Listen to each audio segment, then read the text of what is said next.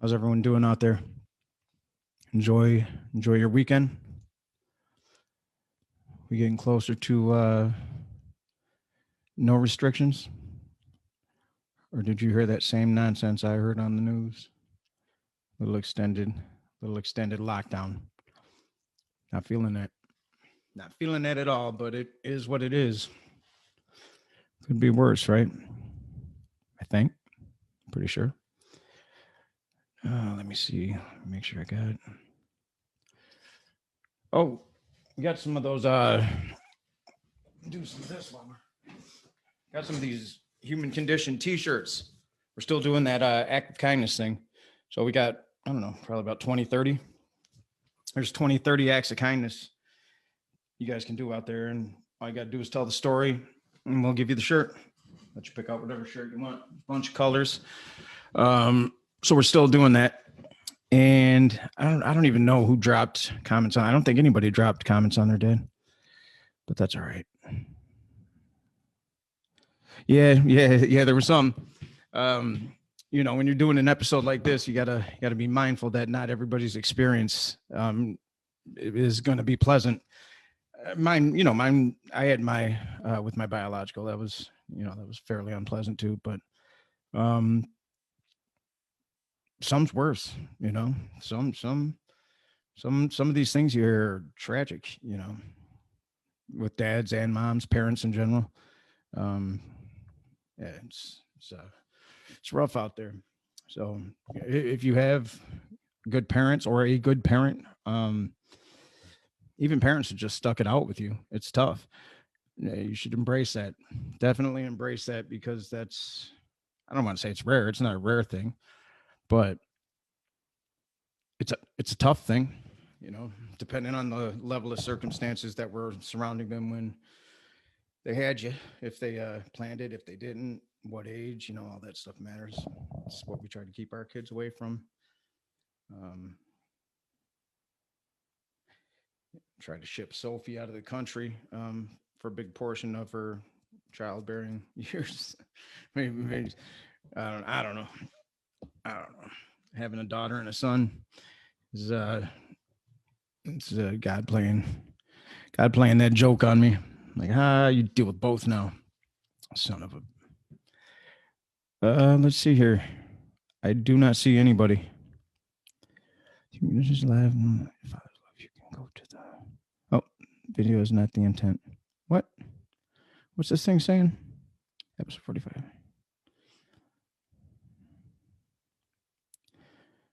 What happened? Okay, I'm just gonna assume we're live because I don't have anything better. Oh, yeah, we're rolling. The guests are late, so I haven't seen any of them.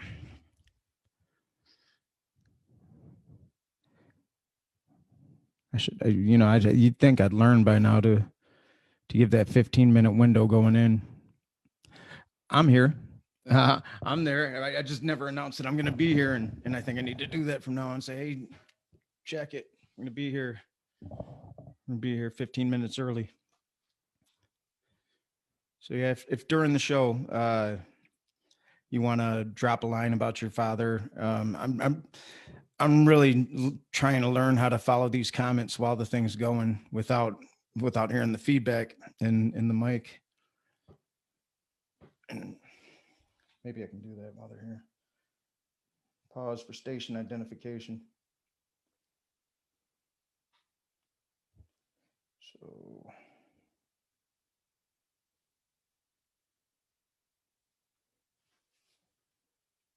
yeah, there's live. Okay, got that.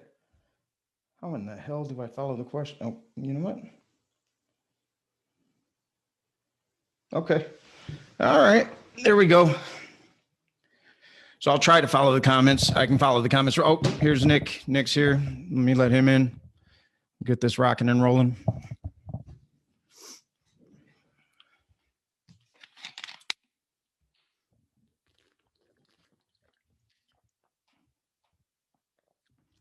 Hey, can you hear me, buddy? Yeah, I can hear you. What up? What up, homie? What's happening? Are you fucking We're catching up like this, dude. Yeah, Real? we're on live too, so fuck it. We Really? drop the F bomb every now and then. Are you in Michigan? Only every now and then. I can't do it like every time. No, it goes like that sometimes. It goes like that. Or will we get like shut down by Zuckerberg, dude? Baseball. I don't know what this dude's doing. Like he's lost his damn mind. A friend of mine, he said he was talking to a friend and he said, "You're being," he said, "There you go, cunty McGee." Wow. He got banned for that. He was talking to a friend. What's good, man? Just the usual pandemic, lockdown. I'm a homeschool teacher now. Oh man. No, it's good though. It's good. I can't complain. Business is good. I finished that book. Gonna get that thing out. Life Goes On and Cut Print got a little re-release thanks to COVID. So we're waiting to see where that goes right now. Ain't it funny? Like I was just talking with my boy in Albania actually, and he's like, for as fucked up of a year it was really on all fronts for everybody. There was other things that just kind of jumped off that worked, that wouldn't have been as a byproduct of opportunity and crisis. So, I think it was good for everyone to kind of get humbled, and God sending, the universe, whatever you believe in, sending everyone to their room, go in, like I said, like you said, homeschooling, meditating, whatever, get a diet, get a book, get a trade, get whatever going. But, the business front, me and you historically have our annual kind of State of the Union check-ins. Yeah. And you know what I'm saying? And it sucks because it's just the way shit is going now. It's like the older we're getting, it's like, it's, priority life. And then with this shit, it's like thank God for, remote stuff and Facebook. But man, I'm telling you, if we didn't have this, forget it. It's just, it's like 1984 Orson Welles, baby. I'd be out there spreading for sure. There's no way if I didn't have this and I couldn't just yap my gums with people, then I don't know what I'd do. But I don't know where Mikey and Polo are. You wouldn't expect Mikey Eckstein to be right at 8:00, would you? Well, no, I do, but I got him slated for. He's out somewhere, man. He's out. Like they can't hold Mikey down, man. I go to my kids' talent shows, and I'm like, I know Mikey has something to do with this. Let me see if Mikey can get me a seat at my kids' talent show. Get closer to the front. I got a great Mikey Eckstein story. Last time I saw him, it was fun. I don't know if I should wait to tell it till he comes on. I don't know. Yeah, it might be funny him coming on and not knowing. Yeah. Maybe we. Is it incriminating? No. It was innocent. All right, cool. Dude. It was innocent. So real talk. Like, how's kids? How's fam? How's It's good, man. It's good. It did for me exactly what you said. You get caught up in the day to day, and your priorities are the work. It becomes work and money and I mean, I don't know that I always appreciated teachers, but I appreciate the hell out of teachers now, like what they do, the level of patience. Teachers need to get basketball contracts, dude. I mean, to hell with all this dumb stuff, man. We got to prioritize, right? Because what they get paid for what they do, and they do well. Like these, I turned out all right. I don't even know how that happened. But it was predominantly teachers. My parents were busy trying to survive, so it was school. That was it. It kind of raised me, and then I got involved with the knuckleheads after school. But I mean, I can read, I can write, I talk Thai just fine. It's it's like, look, dude, the reality is like, the whole premise of this little powwow get together is like the father of it all. Like, my boy, it's just when you're trying to do your thing, it's you miss out on stuff and you're not present, and you're neglectful at times. It's just the selfish needs of being entrepreneurial and the times really. And my old man, he recently passed. He just wasn't that dude. I mean, it was very tough love. I mean, he knew what he could as an immigrant, but there wasn't no like sitting and taking time to go through shit. So I'm really like reminding myself, especially during these times like this, sit sit the fuck down, be present, and like be thorough. Don't be on some bullshit. You know what I mean? Right. With my son, like really, the limited time I do have, really make it count. Be thorough. You know, like when you touched on the homeschool thing, because like the rest of the shit, in the end of the day, like it all works out. You know, Yeah. like Yeah, it does. the hysterics. You know, we've been through this before.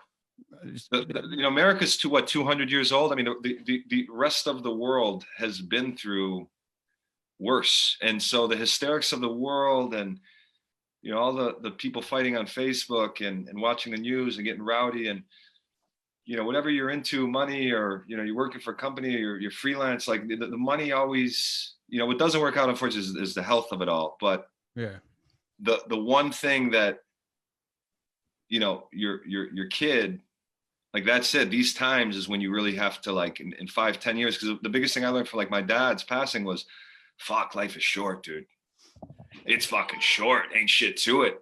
So When I saw your post, so that I mean, we'll just roll in without Mikey and Polo. They'll be on here eventually. But whenever I see one of your posts, it's like a punchline, right? There's a sentence maybe, but then I saw this long post, and at first I got jealous because I'm like, well, who's posting books like I post?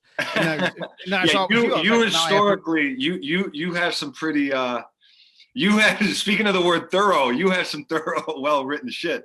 No one's ever gonna accuse me of not having context. You know what I mean? Yeah.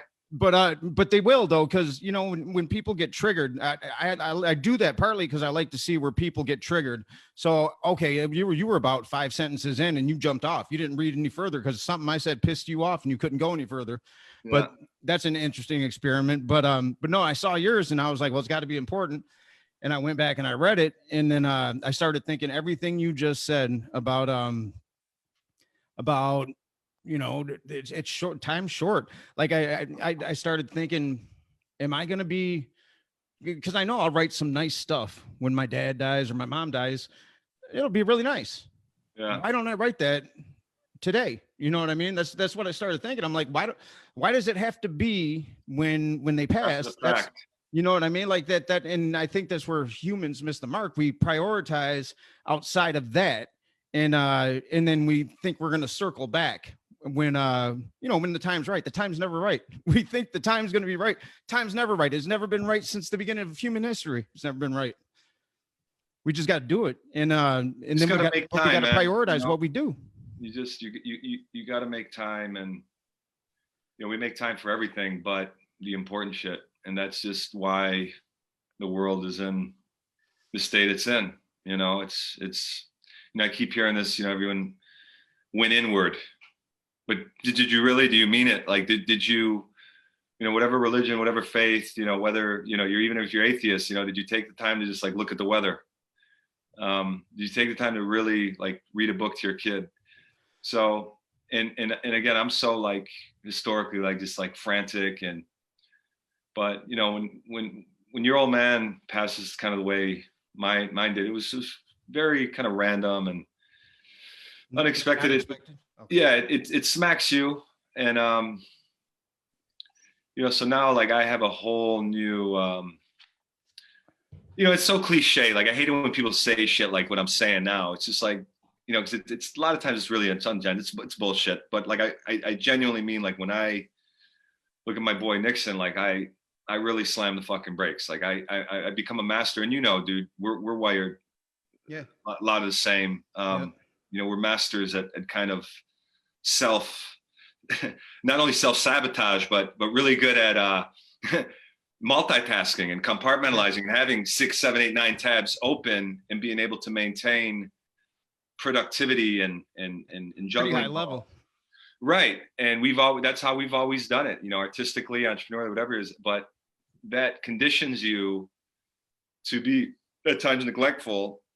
And sometimes like you got to just, yo, dude, I'm shutting all the tabs down when you're with your kid, because, you know, in 5 years, you know, what is 5 years, 10 years, they're going to go fall in love, go off to college. And then you're going to, you know, they're going to be writing shit about about you, the way I did about my old man. Or, you know what I'm saying? It's like it's toast.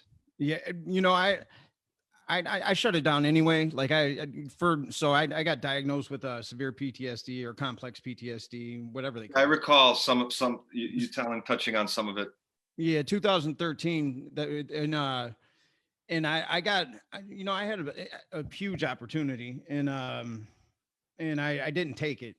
And there's some people pissed at me because they would have liked to have benefited from that, which I didn't care. Like in my head, I thought, I'll probably die. Like I kind of always knew I would out in Hollywood. Like I always knew that I had that in me to, like, I always wanted to do it better than everybody. So I'd get caught in that life, and then I'd think I'd make myself legendary. And then next thing you know, I'm, River Phoenix, and then outside the Viper Room. So, but yeah, you were always pretty fucking, pretty nuts, Vince. Let's just be real, bro.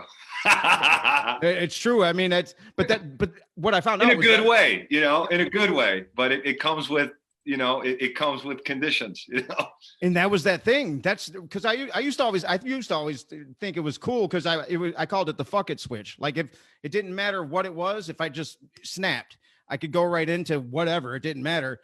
Well, that's PTSD. I didn't know. Like that's you go into fight or flight because you're reliving this event. So it became a problem. It started to eat away at me, and I didn't know why. And in this, I knew I couldn't go. I couldn't do it. So I kind of pulled out of. I didn't pull out. I'm still doing my thing, but I just couldn't do that because I thought that was going to do that thing. It was going to put me in that place, and I had my kids at the time, and I wasn't going to not be a father. So and that's what I was writing today. Or I was writing this thing last night about my dad, and it's going in the book, but it was for this. And I never thought of most of the things that I wrote, like the fact that, he was in a rock band when he met my mom, and he got faced with a similar thing. So my mom gets pregnant with my sister. She's not supposed to have, she was barren. She couldn't have kids, but she was. And they're blowing up. They're just now starting to blow up, opening for national acts and sure. That kind of, and so I didn't know this until, so the band was Sponge. The band that came out of that was Sponge. And I wanted some of their music in Life Goes On. So right. I went and met with Vinny and to get the signing, and we started reminiscing. How's Vinny doing, man? He's good. He's real good. Vinny's got like 3 bands. That guy's always doing something. He's a cool dude. Musical genius too. Him and my dad. Like Vinny used to come in with sheet music for drums. That was crazy. Rock. But yeah, so Vinny said, yeah, your dad, did he ever tell you how he quit? I'm like, no. And I never really thought about it, but he said, yeah, so we all go into gig one day, and like they're in flight now, right?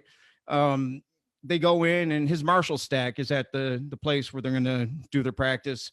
He's not there. They wait a little bit, and they walk around to the front of his Marshall stack, and my dad spray painted, because they were a hair band, in hot pink on the Marshall stack, I quit. And that was it. That was the last they saw of him. And he went and decided to be a father. He went and got a job at a chemical plant, and wow. And never looked back. What year is that? What year do we get put at like the Orlando core? What's that? I'm saying you're old man. What year? You weren't the oldest of your siblings. Oh yeah, I am. But this is my stepdad. The real. I don't know where that's a whole different story. Oh, that's a whole other joint. Wow. Yeah. So I got to experience negative and positive. You know what I mean? So I the very very distinct. It was the people who wanted to post negative things about their father when I started posting about this, which I knew would happen, right? Not everybody has a positive experience. They were doing it privately, and I was like, no, I share that experience too. Yeah, I know that well. But he came into my life. I think it was I was 11, and I was the oldest of all of them. So, yeah, like, you know what it is, dude? Like, I mean, me and you are like going all over the fucking place, but we're supposed to. This is long form. Yeah, no, I don't know, the format of it, but like, you hear people that had no relationship with their dad, didn't know their dad died young, in some weird, very interpersonal kind of weird, twisted fucking way. Um, it's so hard to say this, but like me and you got it like that. Like in ways I would have rather maybe not had the rapport and the history and the dynamic and the relationship I had with my dad, like in ways like, because thing is with, and in our culture, in Albanian, American, very tight knit Balkan culture, it's like, dude, we're so just wired on top of each other. You know what I mean? It's just like odd couple shit every day. You know what I mean? It's like I had set myself back a lot of ways as a filmmaker, as an artist, an entrepreneur. Like instead of going very early out to LA or abroad or whatever, like I was the only boy. It was just like upholding the culture of the Metro Detroit Albanian thing and tightening with my pops. And, and it was a gift and a curse. Like I struggled with it. Like on one hand, I had LA homies who were like, dude, I haven't seen my dad in fucking 3 years. Where like, that was just so alien, or like, like you, like, I don't know my dad. Like that was very alien to me. And then I respect it. That's deep shit. And I can only imagine, the scar tissue and all the challenges that go along with that. Like I was very obviously lucky and blessed to have what I had and the time that I had them and the memories and all that's going to go on. But, there was a lot of things with our relationship where, when it was good, it was good. But then when it was down, like it was Cold Wars, months of not talking, just alpha, stoic.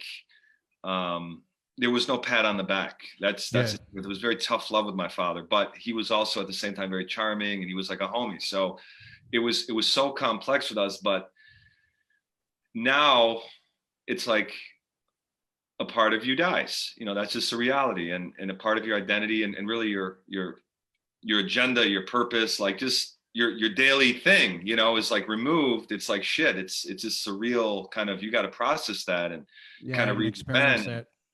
And it's like, fuck, I sit there and say, damn, I almost, like you get, and that's the biggest takeaway in all of this. It's still very fresh for me, but like, it's like, fuck, that's what sucks about life, the cycle of which is life. Like you get so attached to something, you have a kid, they grow the fuck up and they go on. And then it's like, you set yourself back a lot of ways to give them the best life possible. And then it's like, shit, they forget about you really quick, but you're still going to not love anything more than your own child, obviously. And you know that being a father. Oh yeah. Right. But what I'm saying, the cycle of life, it's such a beautiful, short fucking tease. I almost say to myself, fuck, man, I wish I wouldn't have been so attached. Again, is fucking cold and it's twisted. It's like, no, that's true though. And I'll tell you.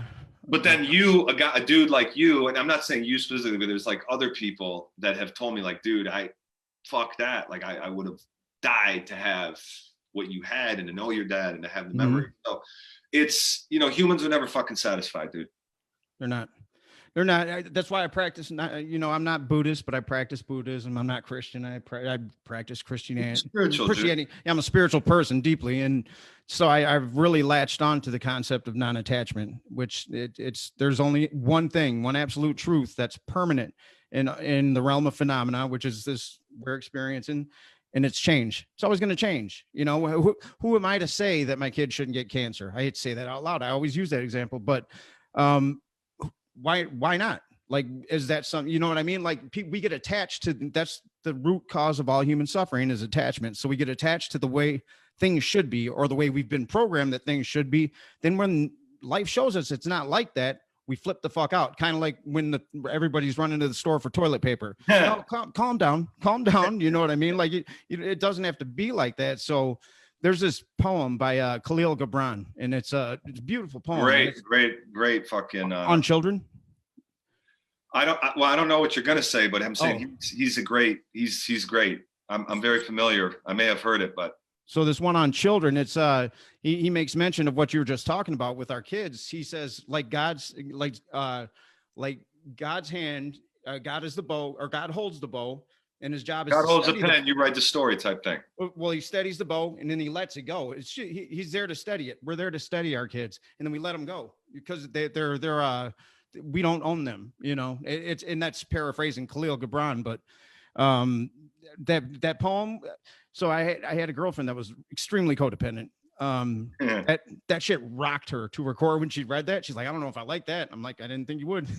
I didn't think you would, because she had a relationship like that with her daughter that was real clingy. And that's just problems waiting to happen. And it's hard not to be, you know, it's hard not to be with your kids when they're little. You want to capitalize on that time. But I mean, but you also gotta give them a certain level of freedom. You got to teach them independence. yeah, you got to feed them to the wolves in some regard. Yeah. You know, I recently got my son heavy in the martial arts of it all. What kind?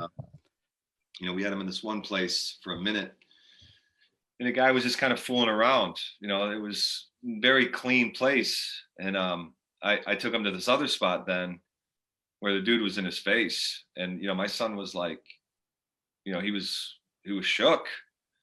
And I'm like, look, dude, if you want to learn something, you know, any medium, any craft, any, you know, whatever, music, martial arts, you gotta go in hard and like I said, get fed to the wolves. And because, you know, everyone gets a first place award now. You know, it's different. Like every era, every generation, really, like it just keeps getting fucking watered down, dude. You know, it's sad. It's like, shit. I mean, my dad used to fucking smack me, dude. You know, he used to it's a whole different ball game now. Like, I can't, dude. I can't. You know, I still, you know, my son, I bark at him. You know, I'll grab him. Like, I won't overdo it. I won't do it to him what my dad did to me. But, you know, you still gotta, you know, I don't know. It's very PC times. And I'm sure whoever's, you know, whoever's watching is gonna have their own opinions. But like, you know, I believe in, like, absolutely, like you gotta set parameters and boundaries and authority for your kids, man. You know, because these kids, like, now this new era, I call it the, you know, excuse my French, the pussy era. I mean, it's just like, it's scary, dude. It's really scary. I'm concerned. Like, you know, at this point, like me personally, like I'm American out. Like I'm ready to go back to the motherland and like spend my summers in Montenegro and Albania. Like I'm so over just the PC, just watered down bullshit, which has become. But hey, it's a natural consequence of you know, a two-party system. You got the far left and the far right that are tearing this place apart bit by bit, and then people go to the polls and they argue over which one of the idiots is best suited to run their life. You know, it's a weird place, but the two-party system, it's been gobbling away at us for a long time. Well, I feel like me and you historically are pretty, you know, like I think we're both a little bit too liberal for our Michigan conservative friends, and I think we're both a little bit maybe too conservative for our LA liberal friends. So we kind of both fall in the middle. Yep. But I've been up on Jordan Peterson. Like I've really been enjoying Jordan Peterson, just in the sense of like, find your own voice, dude. You know, find your own voice, your own identity. 12 Rules for Life. It's a great book. Great book to give to any kid. They won't read it, but a great book to instill in any kid. There's you know, Jordan Peterson. Pick your shoulders up, man. Pick your shoulders up. Yeah. You know, it's tough out there. I tell my kids, I'm like, look, if you're not failing, you're not trying. So if you want to sit here, play video games till you're blue in the face, put on some weight, you know what I mean? Maybe get some diabetes. You go ahead and you do that. But I'm telling you right now that that if you're not failing at something, you're not trying, that you're not doing that thing. So I'm going to take you guys to these things you want to do, and I'm going to make you stay for the term of whatever. And if you quit, I'm going to let you know you quit, and you're going to remember that you quit. Sophie did it on soccer. I'm like, you can't do it. You have to fail. Why do you think you can go out there and know how to play immediately? And when I'm saying that to her, I'm saying it to me, because I was the same way. I was too embarrassed to do anything if I wasn't a pro at it. That's me now with acting. Like if it ain't the fucking best role, I won't even answer. You know, that's terrible. Yeah, you gotta let some of those small producers eat. Yeah. Well, yeah, but that's I think we're all guilty of being like Soviet in the sense of like spoiled, dude.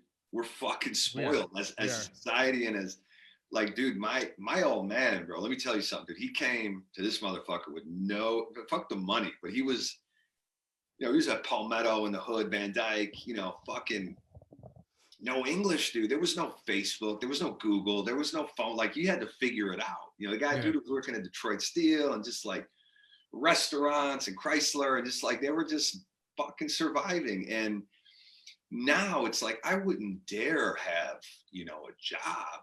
I'm an influencer. Yeah, I'm a massage therapist, or like I'm a model, or and like even me. I mean, I did, thank God, I was an appraiser. I did some real estate. Like I did what I needed to do to support the arts, and I wasn't like a lot of motherfuckers we know that like come from all this fucking money and they go to LA and they're just there kind of all they have to have a real job. Yeah, that's like all they get to do is focus on the craft, and they still suck. They still suck because they really don't care about it.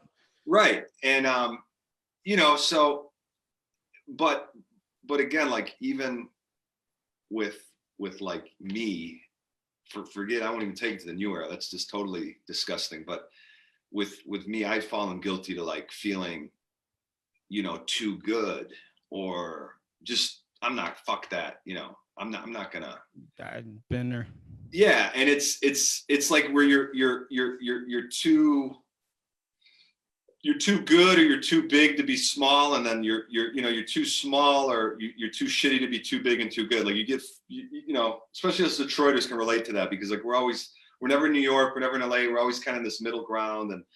But you're absolutely right. Like you gotta, my daughter Vienna is like heavy. She's 9. She's like heavy into gymnastics right now. How old she know? Yeah. She's like always doing. How old is she?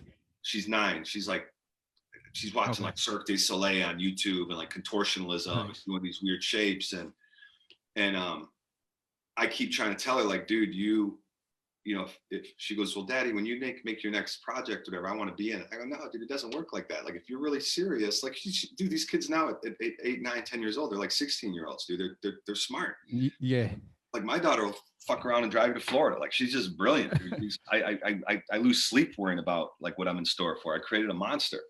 But at 9, like she gets that, like, look, whatever the fuck you're thinking about, even at this young an age, like I bought her some amazing canvases for Christmas. She's starting to paint, and she's really like got that artist gene for me, where my son is a little bit more mechanical, and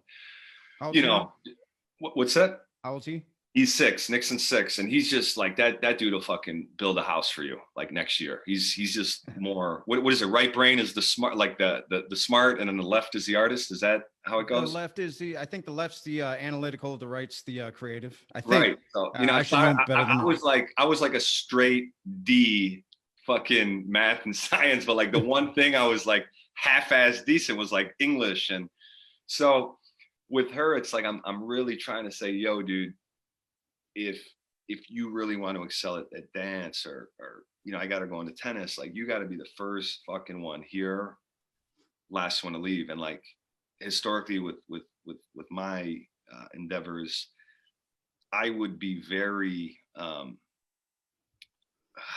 should I say, guilty of, like we were talking before, like sometimes just mailing it in, and half-assing, nonchalant. I should get it. Yeah, and then you get a point, like I've been watching a lot of UFC and boxing during obviously the lockdown and shit, but like I was listening to McGregor because the fight's coming up.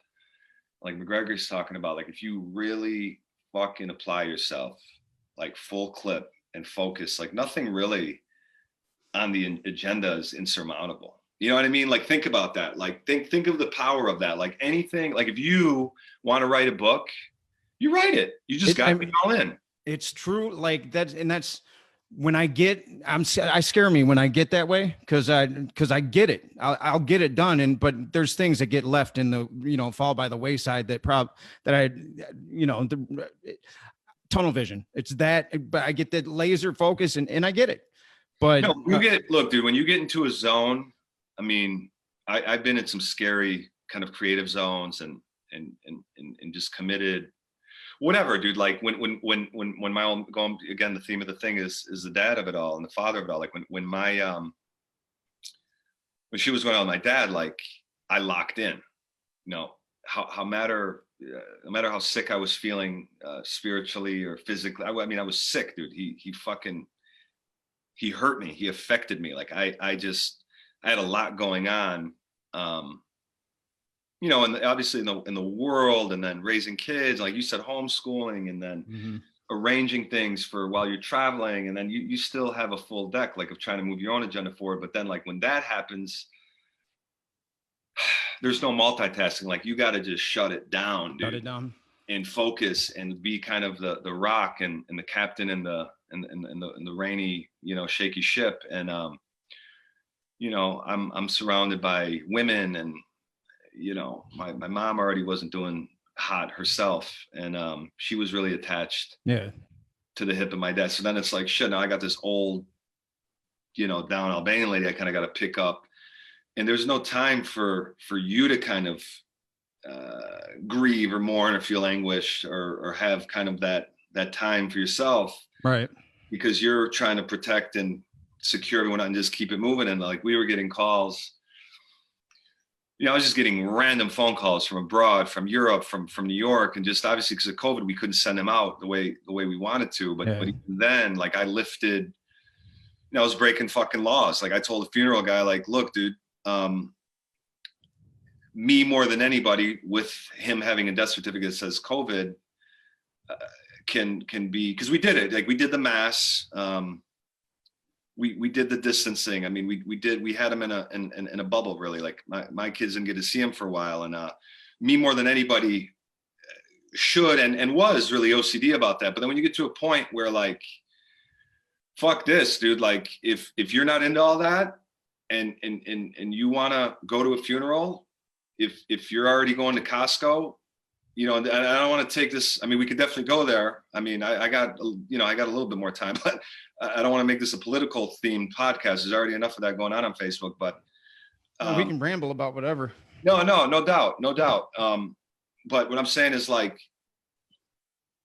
my position after the shit hit the fan was like, they wouldn't let me, you know, the powers that be at Beaumont wouldn't let me see my dad. Yeah, I've heard. At the end. And I had to force my way in there. Like if I was talking my way in a club, which I did. And I got to see him out, and we had our final looks and words and whatever. I mean, that's a whole other thing. But what I'm saying is, okay, I can go to Lifetime Fitness, I can go to Costco, but I can't go to a funeral home and pay my respects. So like, there's some things that are weird. Again, that's a whole other thing, and I agree and disagree with both sides of it. But during that time, I had to focus on, you know, sending this guy out right, and I think I did it. And it's after everybody kind of leaves the party, you're there kind of alone cleaning up the mess, and then, you know, it's doom and gloom, it's dark, it's winter blues, it's the holidays, it's all that shit. And then obviously these times, like, you know, I just had to really dig the fuck deep and get into a zone. But at least you did, because I mean, people can, you know, real good friend of mine, his family is like family, and you know, he's lost a couple people, and right, and you know, codependence. You can everything becomes about healing all that's broken around you, and you're breaking yourself. You're breaking yourself because you're not allowing yourself that time to sit with you. You know, that's when you need boundaries the most, because that when you are the kind of the go-to in the family, the one that everybody looks to for advice, or, you know, what are we going to do? You can very easily get gobbled up by your position, you know, and that's I had to learn to set boundaries. Like I mean, dude, you know, me and you have always had a very cool kind of rapport, in the sense of like, we can pick up, fucking months go by, and then, you know, we got it like that. Those are those special alliances, especially in the Detroit creative scene, of like, you know, some people call like, yo, what does he need? Like, it's Vince, fucking, what does he need? Let's, you know what I mean? Those are special relationships and people, you know, and especially in these times where it's like, it's nice to have people and familiarity. And there's certain people like you just pick up, and I've always been very unfiltered and open, and vice versa. Like we've had some deep talks, and you know, there's been times I know you've been fucking dealing and you've hollered at me, and vice versa. But I'm telling you, dude, like old homie to old homie, like when he and I'm gonna go ahead and use this as my fucking, I guess, free therapy session. That's what this is. Yeah, for everyone watching too. Yeah, no. You know, it's like, dude, I've lost, you know, good friends, and you know, John Singleton, he was a mentor, you know that, and he died last year, and it was like, kind of fucked me up. And then it sucks because it conditions you to like I was saying before, to kind of be cold, and you don't want to be like that either. You don't want to be like not enjoy people because you're scared. Like I had this thing when my daughter wanted a dog, like I don't want to get another animal because I'm going to get attached to it. They have a short lifespan. It's like, fuck. And then she ended up hustling me. We settled on a cat, and then I ended up getting the cat of friends. So now like they become my cats, and that's a whole other, you know, I went from dog. That's what kids are for. They do that. Yeah. I got hustled twice, but I love these fucking cats. But you know, it's like when it was my old man, dude, fuck, dude, like I got sick, dude. I got sick. Like I had no, just no motivation, no focus, no concentration. Like I didn't want to eat. I couldn't sleep. And even like what, it's just a little over a month. Like you gotta, the show's gotta go on. I mean, he wouldn't want me. And that's kind of the inner dialogue that keeps kind of getting me going day by day, is like, I just knew he had very high standards, and in that sense, like if he didn't dig deep when he came, you know, to this country, into the city, like where the fuck would I be? Like he had, like I said in the thing in the Facebook note when he passed, like he laid a foundation, so we can be artists, so we can do other, you know, shit versus working on a fucking line and you know, in a factory. So you know, like I just thought I'd always put my mind back to like I'd just say, dude, like, you know, he was in a spot, and he dug deep and kept moving. So like, what am I gonna do now? Like I can't just sit and like stop, you know. No, and that's where it can be myself, you know. But you're right. I've seen people like anguish, you know, if you're not mentally disciplined, dude, like I've seen people get fucking swallowed up by anguish, you know. And you don't experience, it's very cliche. Like when you have kids, it's a very cliche thing until they're your own. Like everything's cliche till you start saying it. Like I'm telling you, like money, party, pussy, bullshit, every fucking, you know, drugs, high, this up. I felt them, but there's no greater high than your own kid, dude. And you know that, like, what a fucking high, what a feeling. Like, if it wasn't for my daughter Vienna, like, who the fuck knows where I'd be? But I say the same thing about my kids. Yeah, and like that, you feel that shit, man. And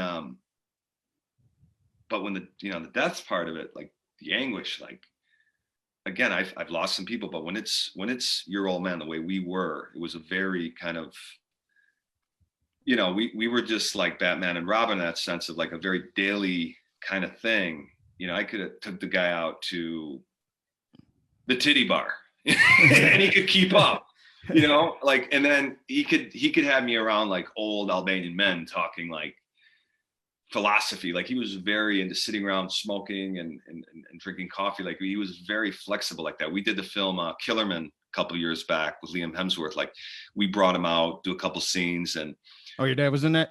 Oh yeah, he pulled a gun out on Liam in one of the late scenes. He was the heavies, like, you know, he just kind of sat in the back. So we put him just as a prop in the background, and you know, he was that dude. Like he could really be young and keep up. Like he wasn't some old washed up man. And That's why I wanted Mikey to be on this conference. His parents were, whenever there was a concert, didn't matter if it was at the I shelter. was familiar. I was familiar with. I see Mikey's Parents are always there, always there. Wherever he went, they were there. Didn't matter where the show is, what he was doing, they were there. In Life Goes On, his dad's at the strip bar with him, and then in Cut Print, his mom and his dad are playing cops. You know so what I mean? let me ask you something. Dude? I feel like I feel like Mike Pence, dude. I gotta fly. Yo, if a fly lands on my fucking head, stop the fucking interview. I can't even see you. Really? Yeah. I thought you were doing that intentionally. No, dude. Wait. Wait. Have your video turned on. There you are. I thought I was on the whole time. Why didn't you say something? Yo, I don't Zoom, bro. I thought your hair was messed up or something. No, dude. Makeup didn't come in time. Vince, I don't listen, bro. I don't use Zoom, man. I'm not technicality like that, dude. You got to use Zoom if you're gonna do that jerky boy shit. Yeah. No, I didn't realize. I've only used this once this whole time. Like well, I should have said something. But I wish that the moderator of the Mike Pence thing would have stopped that interview and said, dude, you got a fly on your head. So I'm so sorry, dude. I apologize, man. I thought I was fucking on.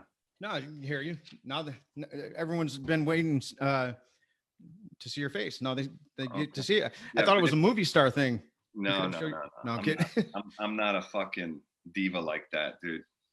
Yeah, I'm very user friendly. So, but Mikey's his dad died a few. So you said your dad it was COVID. They said it was COVID. Yeah.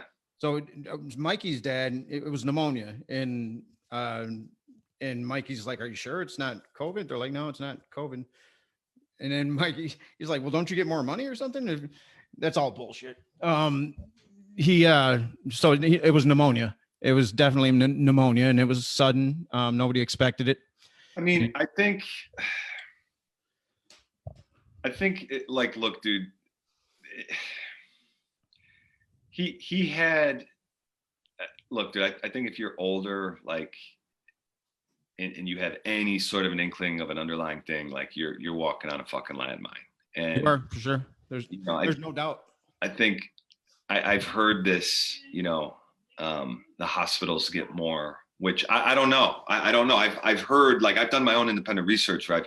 I've seen some, what seems like kind of dudes that are not too left or too right, like bipartisan shit, say and confirm that the hospital, and hospital there's funding, like any disaster, there's going to be money dumped into that. So yes, if you were to say that, if you were to write that down as a cause of death, you would get relief money, I guess is how that works out. But well, look, big pharma, big hospitals are, it's big business, dude. I mean, big business. Hospital administrators that are very savvy.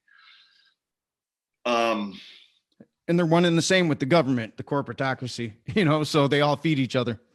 Right. Like, he kind of similar to Mikey's pops. Like, my dad was obviously older. He had a little bit of a COPD thing, but he conquered it. He was doing better. There was a thing that came up. He had to go back. He got out again. But it was weird because the minute he went back, 2 days later, he got COVID. So obviously, like, you're damned if you do, damned if you don't. If you don't take him to the hospital, then it's like, oh shit, you're a piece of shit because he died at home. I mean, if you take him in, it's like, it's a fucking, there's no writer, like, nobody knows what to do. You're screwed. You're screwed. And you're not going to let your father or your brother or your kid fucking die at home. So it was just like, it was a very crunch time, clutch decision. Like, we had to get him back there. And unfortunately, like, it was quick, dude. It was a 3-4 day thing. I mean, was COVID the matchmaker to God, or was it, hey, that was his time, and they just tag it on there to get that money? So you struggle with both. But I think personally, like, look, this guy had easily another 5, 10, 15, whatever years, but it just, when it's your time, it's your time. And I think that this thing was very smart. very, very smart. And I don't think, like, there was a very renowned scientist I had a conversation with, dude, Albanian scientist. I spoke with this dude in Connecticut late summer. And the one thing I'll never forget he said was like, nature is not perfect. No, it's not. And this thing is perfect, dude. This virus is a very, very perfect thing, dude. In the sense nature is perfect. We just don't view it that way. We view it as cataclysmic and whatever. But I know what he's saying about the virus too. Hold on, it's I want to think too human. You're right. I'm wrong. Nature is perfect in the sense, like, look, it's resetting man right now. It's shitting, it's shitting us back out because we've been shitting on it for so long. It's very karmatic. Like, this is, again, the earth or the universe saying, go back to your room. It's a great kind of reset. And what was it when, like, 2 months nobody was driving? Like, they were showing the Google Earth images, like, shit cleaner. Things growing. So I'm with that. I am totally with that in the sense of let's reset. Take it back to nature. No, you said nature is perfect. Like, that is the earth is perfect. Nature, Mother Nature is perfect. Mm-hmm. God's creation is perfect in that. But what I'm saying, this specific thing, which is COVID, and the way that it's moving, seems too man-made. It seems just seems really fucking smart, dude. Well, really smart. That's what's I'm not a conspiracy theorist by any means, but and this isn't a but in conspiracy theory. AI is a real thing. Yeah, it's a real thing. It's not going anywhere. I don't know if you read Lawrence Krauss and the singularity, and you get into all that where we're already cyborgs, right? We're married to these things. They're us. We're them, and we it's going to be weird if they ever get taken away from us, and this kind of communication goes. But the problem is that, number one, our interface between these systems, it's too slow. So they get snippets of human beings, and what AI as a huge overriding thing over the entire earth has been getting is shit. Humans are shit. You know what I mean? Like, we're shitty to people. That, like, social media, the things we do. That's not saying, like, I don't see a lot of the stuff that people see, because I'm trying to stay on my spiritual stuff. I try to inspire, at least for me anyway. So I don't see a lot of dumb things on my feed, but I know it's out there. But I think this has something to do with AI, the way that because a virus isn't even a living thing. It's not biomass. It's and what does it do? It recodes your cells. It finds the host cell, goes in there, recodes it like a virus, like a computer.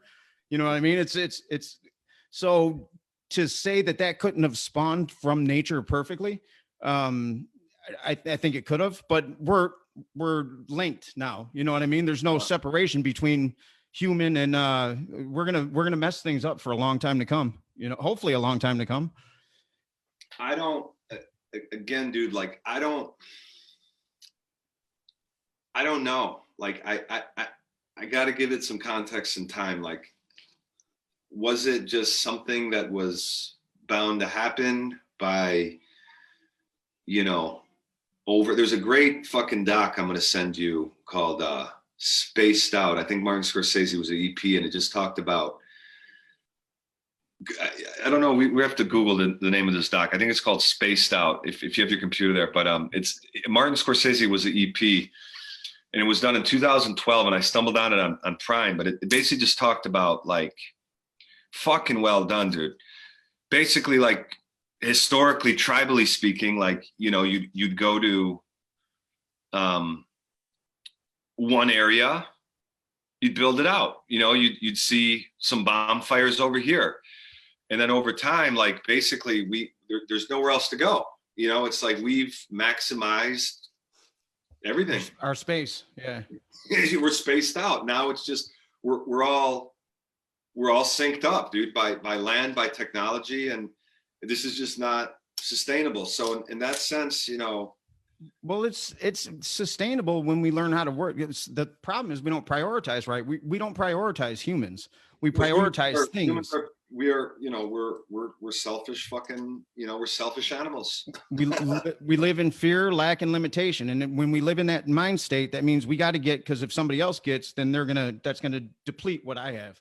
We there's enough on this planet to go around for everybody. There's plenty to go around. Like, nobody would ever have to starve, miss a meal. No, but we don't work that way, you know? And I'm hoping that this here is the break. You know, I'm hoping that this returns us to a little bit more of a barter and trade. I had to talk with my kids the other day because, you know, I'm their dad, and I'm saying some shit to some pretty powerful people about my feelings about the two-party system and how I'm trying to put this movement together of people that are going to say, look, you either eliminate campaign finance, eliminate it immediately, or we're done paying taxes. We're just not buying into this system anymore. And I'm serious. I'm dead serious, and I'm doing things, and I'm doing it right under their noses. And I don't know if it's going to work or not. But I had to have a talk with my kids because my partner in it, he's like, you know, this is going to piss off the people that you don't see, right? I'm like, yeah, if it gets to that level, yeah, it's gonna the guys that you don't see until Kennedy's dead or until you know what I mean? Those Right. cats, the real puppeteers. It comes from there. Like they play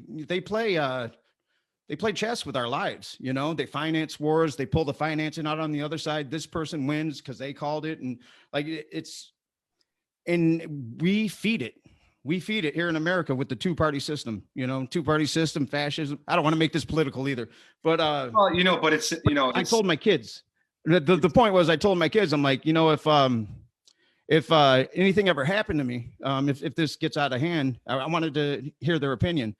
If anything ever happened to me, because it could, you know, I don't know what this is going to do. I just know I'm saying things that certain people aren't going to like. I could die. It could happen. Would you be okay if I lived with you know, died for a purpose?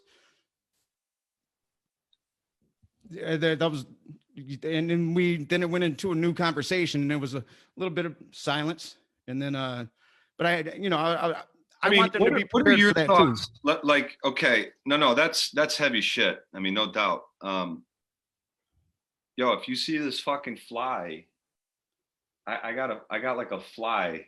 You got a moderator in there? I think I got like my this fly is like, it's bugging me out. But if I go Mike Pence on me, dude, and I'm trying to kill him right now, I'm trying to strategize. I don't know where this fly is coming from. Like, we're in the middle of winter. I have a fucking nice clean space here. I'm like an OCD fucking germaphobe hygienic freak, and this fly is just like, it's torturing me. It's gonna Mike Pence me. But let me ask you this, and fuck it, we can make it a political thing. Like, oh, I got it. It's on my computer. I killed the fucking fly, dude. It's done. I got it. No more fly. I guess, what are your thoughts on, you know, treating government, these senators, these, you know, this is the House, really, like jury duty, dude. It's just jury duty. Like, you know, when we talk term limits, like, why not just treat it as jury duty? Like, eliminate lobbying. Because when I hear you say like the reset, you keep talking about restriction this, you can't go here. Like, very simple, just no flights. Why didn't we try that? There's just too much money involved, obviously, by the airlines, right? Yeah, it was all money. Everything was money.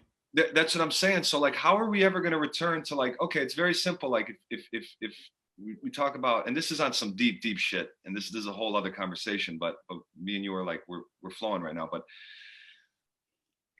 if you talk about sustainability, like the doc I told you about was spaced out, like, you can enforce meat, for instance. We eat way too much fucking meat.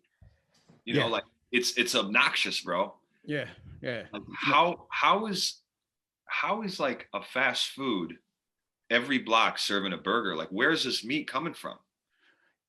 So I love a burger. I love steak. I mean, I eat meat. I mean, I treat it as a delicacy. I mean, I have, it's just like a treat for me. It's a once a week thing. I mean, I don't really eat pork. Coming from sick cows is where it's coming from. That's what I'm saying. So when you look at things like the planet, put some things in place, like big, you know, this sucks to say being a Detroiter, but like, yo, dude, it's not that hard to make fucking lighter cars. Like, we're just now talking about lighter cars and electric cars. Like, yo, where the fuck gas, but like, why the fuck are you putting restrictions on these poor restaurant owners, dude? I mean, so I'm going to eat outside to eat inside to be outside. Like, okay, the only time I can eat somewhere is if I'm outside, replicating inside, outside. They'll But let then I can turn around, fly to Florida, you know what I mean? Go get fucked up all week with everybody and then come back and bring it back to me. It's none of it makes sense, but it is a money play. And you know, this, I wouldn't even think about this if I didn't have kids, because I'm thinking future. I'm thinking I'm not going to be on a breadline with my daughter and have her ask me why I didn't do something when I could. So if something happens in the interim, so be it. But I'll be damned if I'm not going to do something. Like, this is the only opportunity I think we're going to have to do it peacefully. Like, after this 4 years, if we get complacent again, back to the same thing, and who knows what's next. But the whole thing. Okay, we kind of veered. That was like a bigger thing. But like, go back to you were touching on the two-party thing. Yeah. So in what you just said, like, how do you? Okay, so the Democrats, the left, whatever, they you know, obviously Joe Biden, he's coming in. You got the House, you got the Senate. Which, yo, dude, great. Let's see. Well, not everyone's fucking, because two-party systems. It's fascism disguised by choice. Nobody ever gets a real choice. We just get the choices they get. Everyone's arguing over who their slave master is, really. The corporatocracy. This 8 years, this side of the corporatocracy gets theirs. This 8 years, this side gets theirs. The whole time we get fucked. Social Security becomes a problem. Oh, we got to cut that. You know what I mean? Like, they're cutting those things. School, we got to cut the school funding.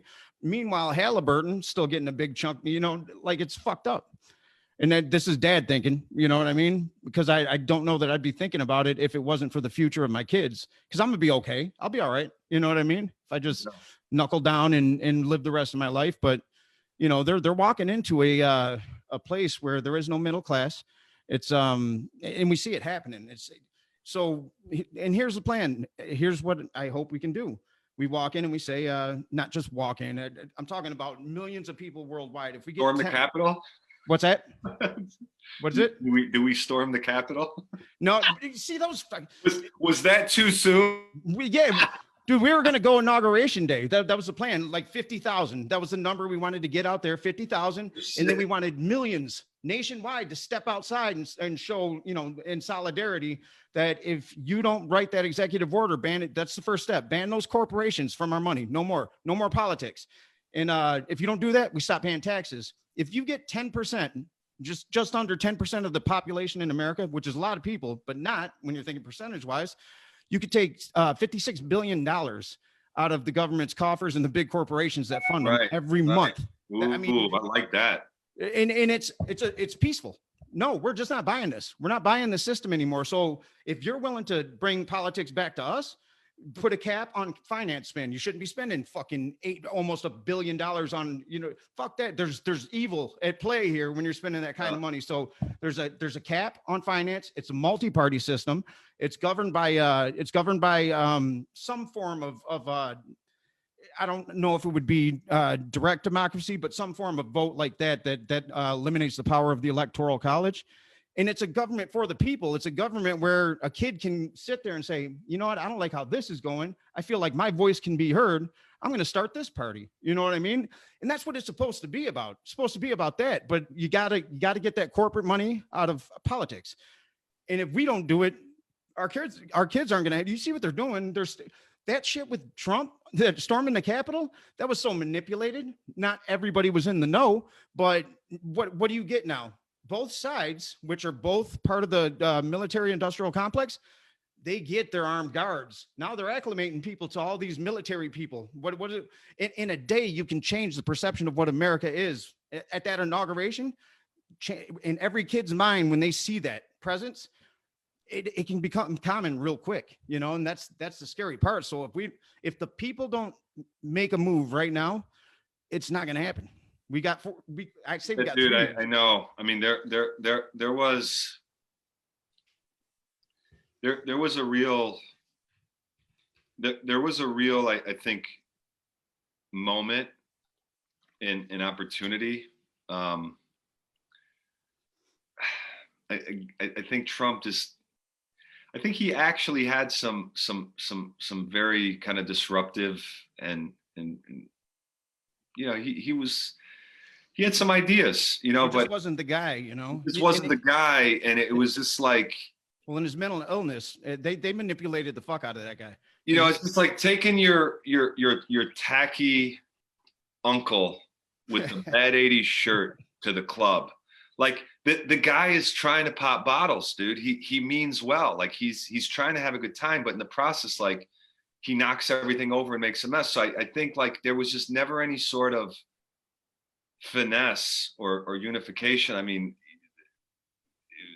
a lot of divisive energy and very promoter-esque, and some of the stuff he had points on, but you know, it's just a very, very hard challenge when you're up against an establishment that has been built a certain way. Like there's no, and what I never understood with like a lot of my liberal friends, like heavy liberal, left, you know, because I'm there's some things that I'm liberal about, and again, I don't really identify with either thing. You know, I'm like, I pay more attention to like some things in Albania with respect to politics than America. I hate to say, because I feel like it's such an old dog, like what you've been touching on. Like it's so gone in one direction. Like there's no fucking, it is what it is now. You know what I mean? There's no chance for moving the train. It's just, it's too fast, it's too big, it's so hard. And then you know, like when you look at other emerging regions and markets, like there's hope to like Detroit. When you see like the last 5 years of what's going on in Detroit with some things, like you feel like, hey, there's a real shot to go in and do some shit with respect to Detroit, you know, where there's other cities like, dude, it's just, the train is left. Like you're not going to go into like LA. I mean, it's just, there's some things that they are the way they are, but like there's like, I shot a film in Birmingham, Alabama, where it was like, oh man, it's like, it's wide open to come here and create and build. And so that's what I feel like with America. Like, dude, I don't know who, because the way that it's going now, it's really big government. It's socialistic. And I'm not saying that's wrong. Like there's, like on one hand, everybody wants to scream about socialism, but then they love getting fucking stimulus checks. They like don't even know what socialism is. That's the funny thing, is there's never been a fully socialist regime ever, ever. And that's mainly because anybody who claimed it went more communist real fast. They got corrupt. Yeah, like my parents fled a communist place and came here. So, you know, one of the things my father said before he died is like, damn, this place is starting to really remind me of where I left. I hear that. I hear that from a lot of my friends over in Europe. Like my boy, I don't know if he's up. I told him if he's up, get on this, because he's somebody who like we were, you know, back in the day, hustlers doing our thing, and right. And all of a sudden we're dads, you know, and so it's but I mean, you know, what's crazy is it's happening worldwide. Like this disruption, this right and left thing, you know, he told me before I saw the articles that hit America, he's like, yeah, they just did this vote on abortion and people are protesting, and it's like the forces are global, right? And not, I don't even know that they know they are, or maybe they do. Maybe there's more at play than we know, but there's a power. There's a power. You're not going to go Kanan on me, are you? You're not going to go full Q on me tonight? Fuck no. I don't even. That shit's so. I'm not even like that. I feel that's bad when you wake up every day and you think that everything was built to get you. You know what I mean? Like that's a psychological problem. The best is when you see get your popcorn ready. It's happening. Yeah, it's all coming together. Did you see that Saturday? This is all a part of the plan. Trump is still in control. You know what's funny is they still because it doesn't happen. It never happens. That thing that was coming that day, it doesn't happen. Then they're right back. Oh, and you wait on the 20th. It's going to be look, the save the children thing. Like I'm all for saving the children if they're there to be saved. Right, but like I saw some shit this summer. Let me tell you, like when you got every fucking housewife up on YouTube late at night, like becoming this conspiracy expert, and like, oh my God, you know, it's like Wayfair, and it started getting motherfuckers have lost their mind, dude. They lost their Right minds. now, in both direction, really in both direction. And it's strange, hysteric times. And all you can do is just not, just get caught up in the hype and just have some sort of, a common kind of just perspective and just take it for what it is. I mean, Ain't that kind of what dads are looked to for though? To kind of be that rock? What is that? Ain't that what dads are kind of looked to for? Yeah, Kind of like, that dude, rock? look, when your 9-year-old daughter starts just, look, it's all around, dude. I mean, it's the news is playing. When I do a cleanse, when I just get off Facebook or don't put on the news for like a week, I feel better. But when your 9-year-old daughter starts like choosing sides, like that's a fucking problem, dude. Like, like I looked at her one day and I didn't swear at her, but I'm thinking to myself, like, who the fuck, like, you little shit, like, what do you know what Joe Biden is or Donald Trump is, like? But again, that's this AI, social media. Yeah, I think Trump was fun, but then he just became unsustainable. I think he really kind of played himself at the end, unfortunately. Bit off a little bit more than he can, service. And I worry about him now in the afterlife back in the private lane. Like now his brand equity is just trashed. I don't know. I really think that dude's going to get fucking snagged up on like some Michael Cohen technicality shit, like Southern District of New York. Like that guy's going to get tripped up. But look, he tried some shit, but I guess as a whole, the tech and the media of it all just weren't trying, weren't trying to do that. And it is what it is. Like the sad, harsh reality is like, look, dude, there are two different Americas. It's very class driven. There isn't though. That's the thing. When you talk to people, when you're talking to people, because I talk to everybody, No, I know. We're not really like you're very diverse in your how you move. Like you kind of get down with all types, and that's great. And I live because I'm curious. I like to listen. Yeah. Like that's a skill set people miss. I want to learn about why you feel that way. Yeah, and that's a big thing about like I find refreshing with Peterson is like you want to be able to like, yo, dude, why do you feel the way you feel? This is why I feel why I feel. It's healthy, like, because like this parlor thing now, and just the censorship, like I totally get it. Like it's private, you talking some stupid shit, yo, get kicked off. I get it, but it is a scary kind of precedent in a sense, because like, okay, fuck Trump, he's talking some stupid shit, you're not flavor of the month, you're not that dude, you're out. I get it, fine. But like the other dude, who not Gaddafi, but Ayatollah motherfucker, who's like, that guy ain't perfect by any means. I mean, you check the track record of Iran, and I have a lot of Persian friends in LA, and you talk about what once was Iran, this great, very hip progressive place.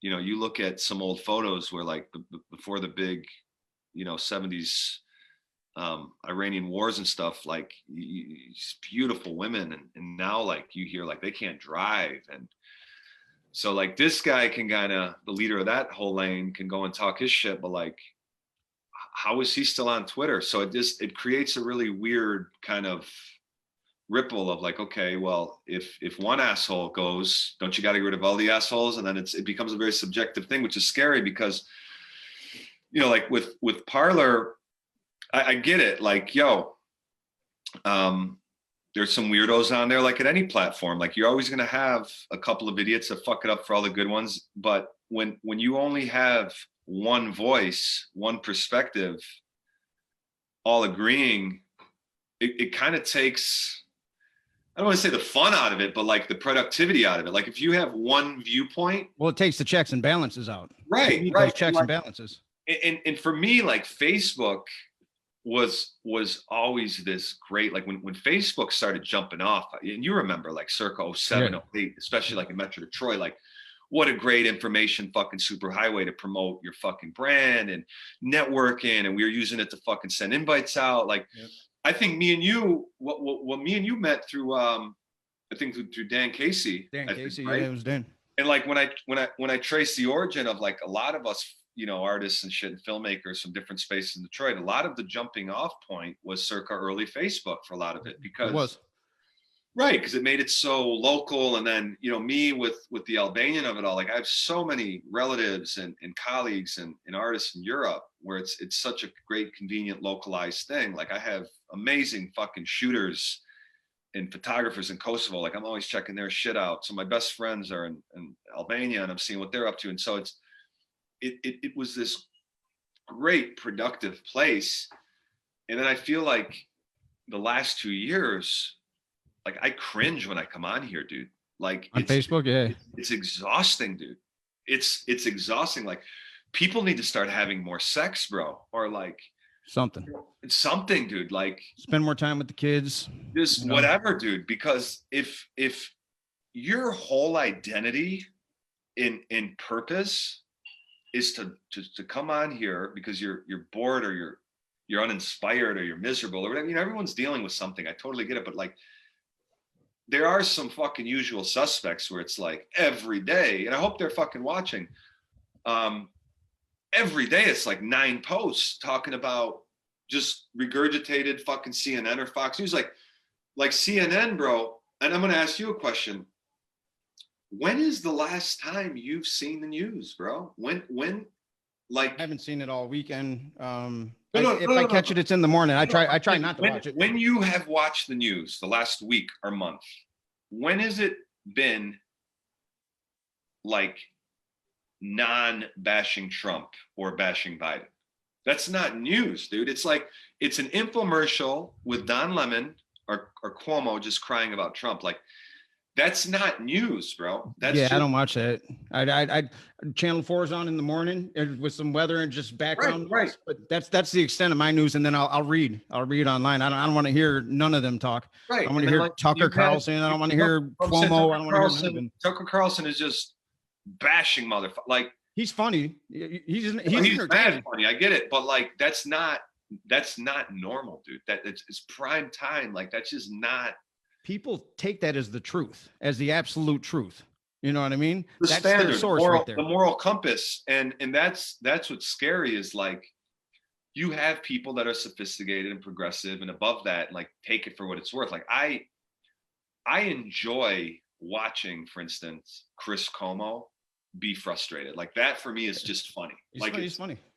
Like seeing him that affected, like how can you let anybody in power like so affect you? Like I've had friends, motherfuckers, like I've lent money to unfriend me because I provoke both sides. Like I have no loyalties, dude. Like, and you see me in action, like I don't give a fuck with my one-liners. Like how can you let like somebody, any party or anything, like so like have such a personal, because okay, maybe I didn't vote for Biden. Maybe I didn't vote for Trump, but at the end of the day, like I'm still going to get mine, dude. I'm still going to make my own economy. I'm still going to do my own thing. I'm still going to live. It's going to be okay. It's going to work out. I mean, I have a cousin in Montenegro who he doesn't get unemployment. He doesn't get SVA. He doesn't get PPP. He doesn't have a credit card. He lives and dies by his summers. He has a beach thing, and he was ruined. Like there was no tourism. It was all restricted. Nobody traveled. Like that's the fucking guy I worried about. And then here you have like some fucking young millennial punk who's just posting, who's never felt real, I guess, pain or worry, that's just regurgitating. Like, that's what I'm saying, man. People need to like get a hobby, motherfucker. Like start an endeavor, get laid, like post good news, give me something inspiring, something provocative, whatever. That's the cycle that's been created. And that's the, have you seen Social Dilemma? Probably the most important. Yeah. About the algorithms. And, yeah. that was well done. It's by design, it's by design. My daughter, I have to put strict everything's restricted from my phone, her time, because she looks like a crackhead when she doesn't, her eyes bing, like it's okay. You're gone. Vinny, on the other hand, he can delay gratification, right? He could give a shit. So, all right, you don't even want to play it anyway. We're good. But I see what it does. I see what it does to her. And I didn't know there was a suicide group for girls that was between, what did they say, 11 and 15? Like there was a grouping that's one of their groupings, and that skyrocketed. I had no idea. I didn't know that was a thing, but that's scary. This right here, we have to put more good into this. Like all of the shit parts of humanity go in here. And then you're right. Those millennials, they never really experienced anything. You know what I mean? So this is what they get. And I can't even fault them for wanting to do something. But, a lot of times they're misguided because I worry about our kids' generation because this is all plastic. Listen, there was a quote. One of the greatest fucking quotes of 2020 was communism is easy where there is democracy. Democracy is hard where there is communism. Like, we got it really fucking good in America, dude. Yeah. Well, we got it really good for the most part. Like corporate greed and in the system of which has become, like we touched on, a two-party bullshit, and all these motherfuckers in Washington that are 70, 80 that are sitting on their cushy check and really haven't done shit or looked out for who got them there to begin with. Empty promises, and like going back to Trump, like he talked a lot of shit that he couldn't back up, and no, he couldn't. He tried, but I don't think he knew he couldn't. Yeah, he thought it was going to be like private business sector, and like firing people, and it doesn't roll like that in that world. It's like in Silicon Valley there is a way, the tech world, even in Detroit there is a certain way within the big three of how that industry goes. I mean, not to, again, we're going to go off topic, but like to see what Elon Musk has done is like mind blowing, dude. Yeah. What that dude has done. I mean, with Tesla, it's like he out hustled and just played, everyone. I mean, so there are some things, some slips in the cracks of industries where you can kind of remix some shit, disrupt some shit. But for the most part, like there's a standard, and in the political of it all, like, yo, dude, that is a tough fucking beast to shake. And but going back on what I'm saying, like when you hear early Reagan and liberalism talk about, yo, dude, fuck big government, like, the entrepreneurial spirit, capitalism, like start shit, like, I mean, I'm with that. Like I'm living proof. Like I've bought in things, fixed them, I've sold them, I've monetized art. I mean, I love that. That's, for me, is what has made America, when they say great, like that is what it is. You can come here and there's people, we know them both, that have come here with nothing and made very enjoyable lives. But then in the flip side, with like this new kind of, we talked about this very, this new youth that I'm really, I worry about, dude. Like they don't get it, bro.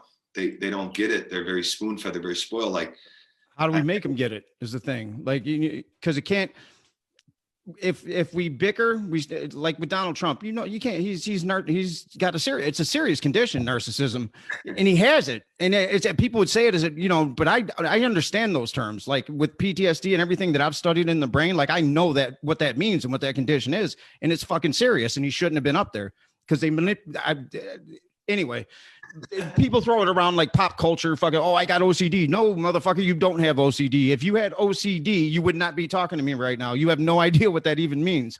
But, and they're throwing it around with him loosely. No, it's not loosely. You know what I mean? and to watch the way the Republican Party manipulated that guy, like instantly, it was. Well, but it's so that's the thing with that makes Trump in this last 4 years so fucking polarizing, dude. Yeah. Well, and he's not very eloquent. But I'm saying, okay, like Obama, dude, for instance, saved. I mean, my dad was a big Obama guy. God rest my dad's soul. Like he was a big Obama guy. Like he just liked Obama. Like he was just class and easy to listen to and very unifying and had kind of this kind of Gandhi-esque Mother Teresa thing to him. But at the end of the day, like, look, dude, he was a politician, and we know politicians are very clever. Obama was a craftsman, as was Bill Clinton, very, very well spoken, and take it for what it is. I mean, that's another conversation, but Obama did a lot of good things, but he also, again, he was a politician. He had his faults, like they all do. But you can ask 10 people like about Obama, and they'd all say, yeah, well-spoken guy. But Trump was like this fucking polarizing, because you can ask 10 people in a room, and obviously you had your hardcore fucking Trump, which here. What is it? Mikey's here. Oh yeah, fuck, I gotta go soon, so he's taking the baton. But you ask 10 motherfuckers, and it's just like, mind-blowing how. What up, man? What's going on? How are you, buddy? I'm good. How you doing? I miss you, man. I know you too. Let me try and find Polo. I was gonna tell Vince the story of when I saw you last, but I wanted to wait till you got on. What's happening, my brothers? We're just talking it up. We went a little into politics, but you're here, so we'll get back into the dad thing. Yeah, me and Vince are just free formatting. We're totally free flowing. We've touched on everything from aliens to Donald Trump's fucking moose. Oh Lord, yeah, there's a lot to talk about these days, huh? So Mikey, Nick's dad passed from COVID. That was the cause on his. Oh, I was wow. telling him that yours. Yeah. He said no pneumonia. Yeah, my dad passed away July 16th, and they ruled out. I know your dad was very hip, and he was always around. And when I saw you had posted, that was a bummer, dude. I'm really sorry to hear that. I'm just now a month into the game of it, and Yeah. I know what you felt. I'm feeling it now, and it really sucks. So I'm sorry. Yeah, it sucks, man. And that's, I mean, yeah. But I just got it. It took 6.5 months to get a death certificate with the cause of death on it. I just got it like a week and a half ago, and it was pneumonia. But like, man, yeah, it sucks, man. Yeah, my pops, after my mom passed, I mean, my parents, Vince knows, my parents came to everything. Everything I was telling. No, I remember, dude. I vaguely remember being at a gig and seeing your mom like in the mix, dude. It was dope.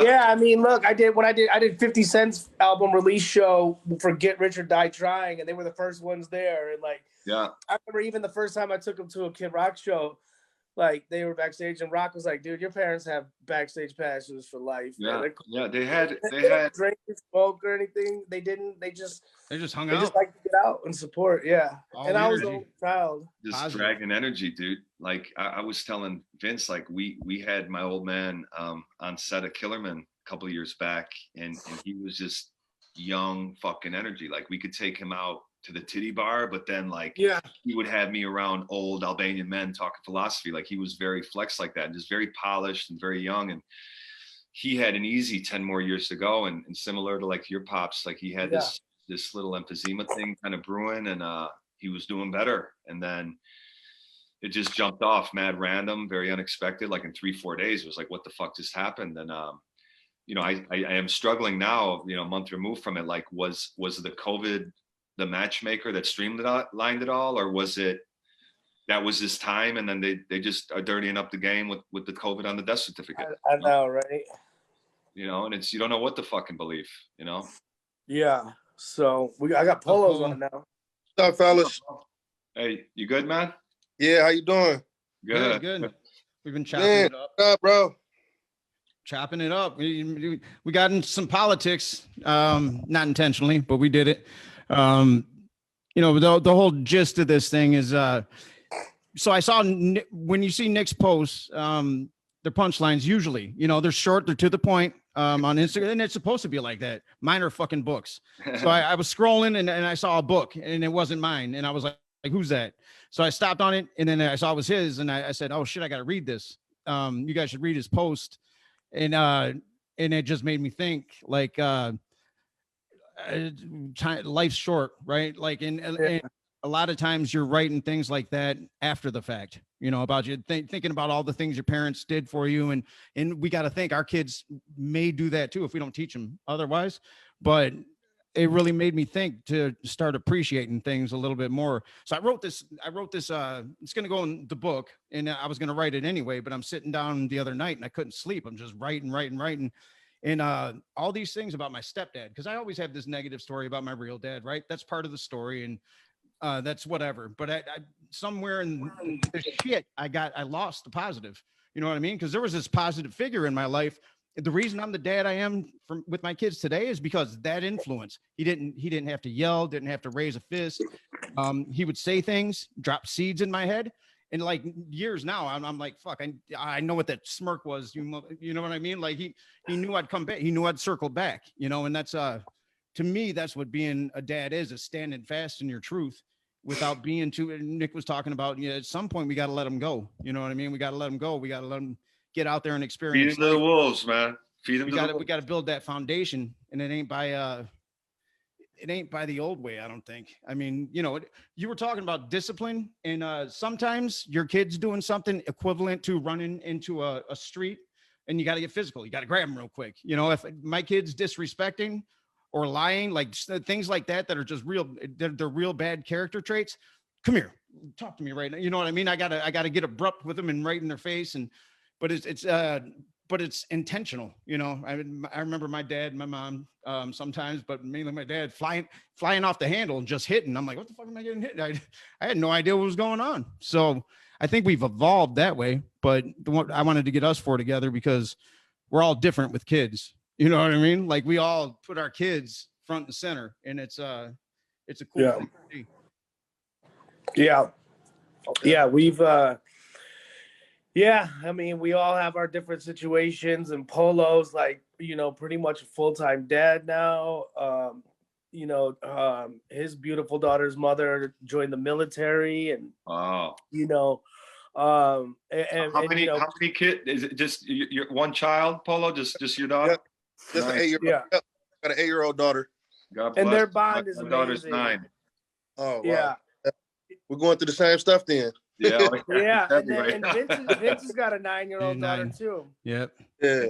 I was telling Vince, man, my daughter will fuck around and like drive you to Florida tomorrow, man. I created a monster. Like how did these kids get so smart? Let me tell you this Crazy. you know what's funny is when my daughter, this was like a couple years ago, so she was like 10. There was this girl, it was the first girl that they found out I had a crush on after I got divorced. And boy, they made it hell for her. But I've known her for a long time. But man, they were not happy the first time they found out Daddy liked somebody else. But you know, they got used to it. And then I remember my daughter was on my phone and I was driving, and she was like, "Oh, so and so just texted you." I'm like, "Oh, okay." She was like, "Yeah, but you gotta wait at least 10 minutes before you hit her back." I'm like, "Wait, what?" You know, I was like, "All right, you're right though, but like, wait." You my daughter or my wingman? She's like, "I'm just looking out, Dad, because then you don't want to seem desperate." And I'm like, "Oh God." We got in a car accident, little fender bender on 14 Mile, and so we get out and it's a Russian girl, some Russian girl. She's pretty. So anyway, we're doing the report thing, and she's the girl's kind of lingering around, asking more questions than are car related, and Sophie said, when we go over to our car, Sophie's like, "You should get her number, Dad." I'm like, "What?"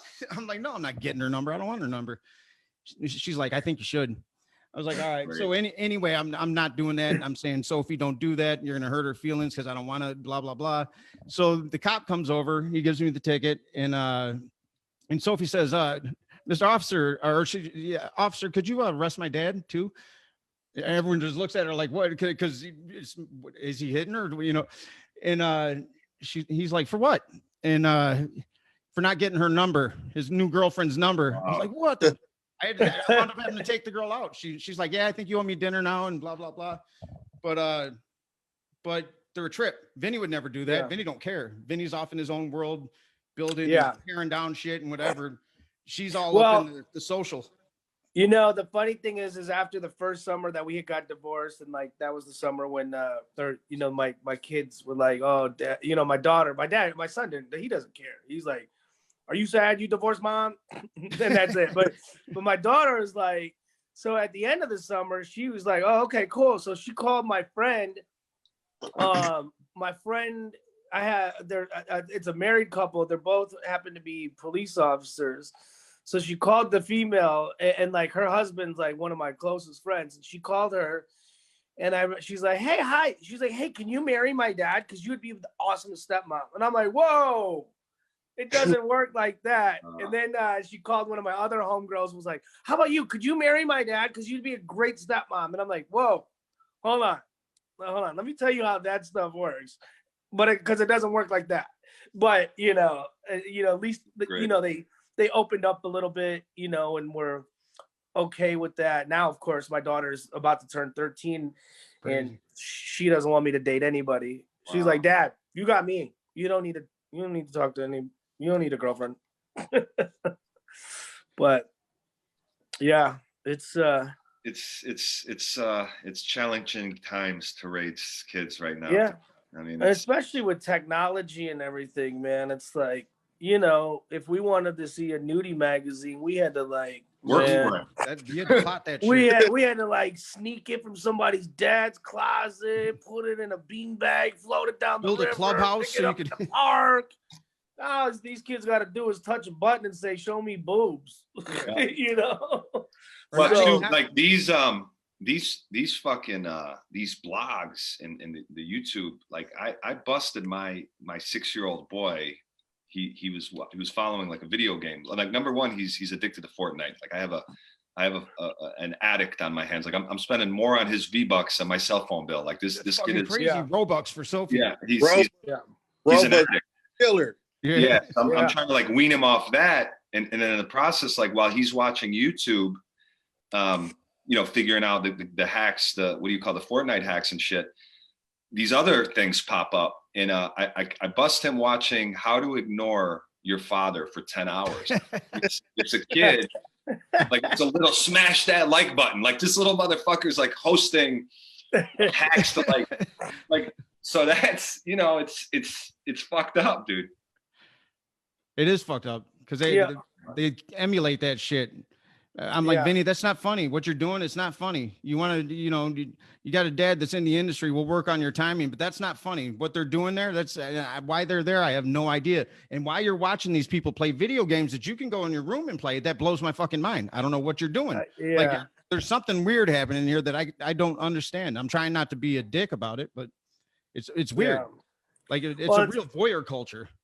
Yeah. And it's funny because the kids, they think we're dumber than we are. And it's like, so I find out the stuff that my son's doing or whatever, whether, whatever way, whether his daughter snitched on him or like, he was on a tablet and didn't like close his history, whatever. And he said, how did you know?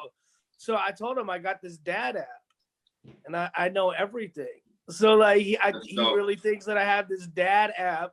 Yeah, that really knows everything that he's doing now. I really do have that dad app. I know everything. Let me ask you.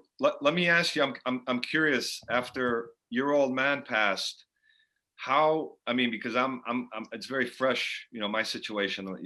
My pops passed. It's been a month, and I'm noticing with Nixon, my boy, like they spent a lot of time together, and he's a lot more introverted than Vienna in the sense like, he hasn't talked about him, but I'm I'm dealing with like a lot of look at us with our fucking our emotional therapy group right now. This is so great. I feel so weak right now.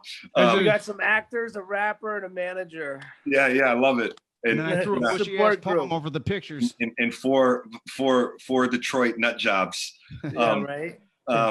But like I'm just picking up and I'm researching more like how that affects him, because like I got him back in school now, and the teacher's like, yo, he's historically like fucking top notch A+, like he's super top of the class, like he's always on point. But she's like, yo, he's acting different. So I really think like this had to have, you know, affected him. So I'm just curious, like after your pops passed, like what was it like for the kids? I mean, did they change? Well, You know what I'm getting at? You know, again, like, so my son is more like desensitized, more like, you know, Dad, are you sad that your dad died? You know, and my like daughter's just like, oh my God, like, first thing, I want Grandpa's camera so I can finish one of his photo albums. Yeah, you know, same dynamic. Absolutely same. So I gave the kids the option. I said, listen, before I do anything with Grandma and Grandpa's house, I'll take you guys over there a couple of times.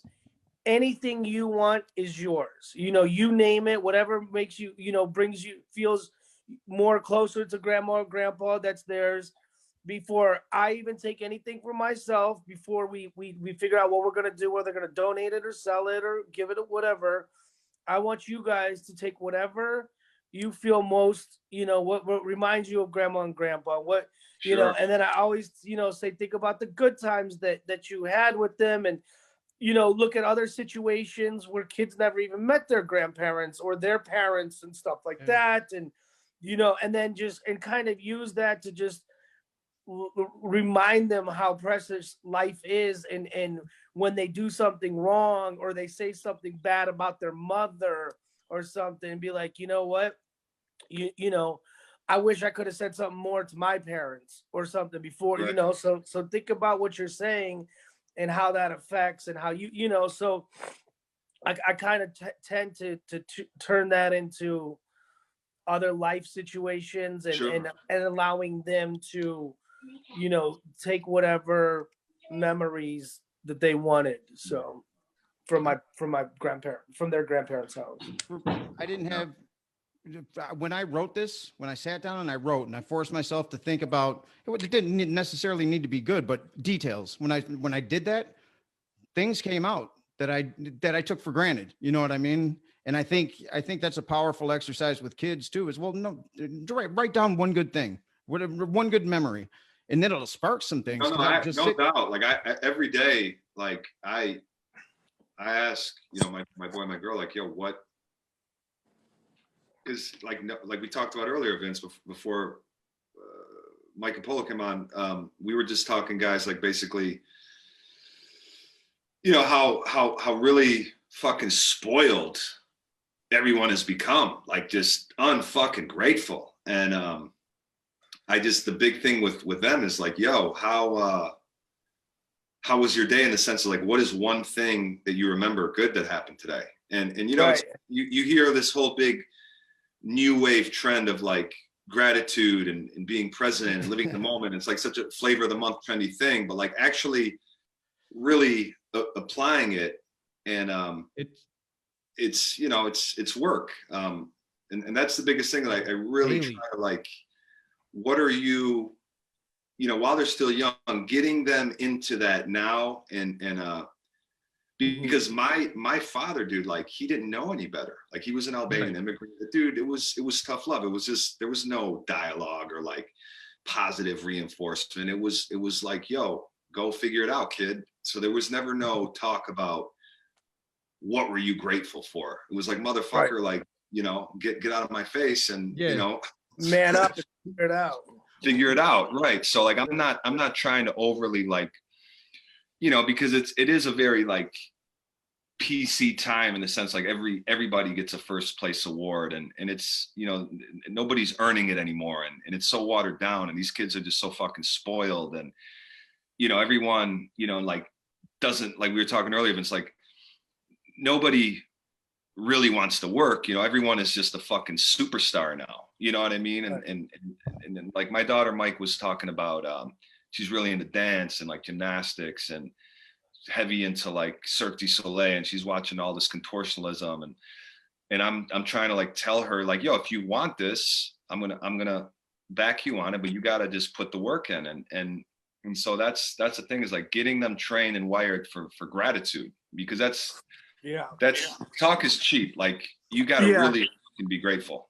So I tell my kids, I say, look, you know, we're not going to tolerate laziness. We're not going to tolerate, I don't care about your C's. I don't care what you want to, you don't have to know what you want to do with your life. You got one responsibility, and this is, I mean, overriding responsibility. It's to illuminate the space you occupy while you occupy it. And if that means go help that lady with her bags, then do that. Or if it means go help your sister with something, because I know you guys are always, if you can do something every day, and this is just small things, baby steps, when getting people in the habit of thinking of other people, then you know, eventually it'll work. That's what I had to do. You know, getting through the PTSD shit, I had to fucking fake it till I made it. I didn't know how to be compassionate in that way. Like I was so self-driven out of poverty. You know what I mean? Like it was always me, get what you can.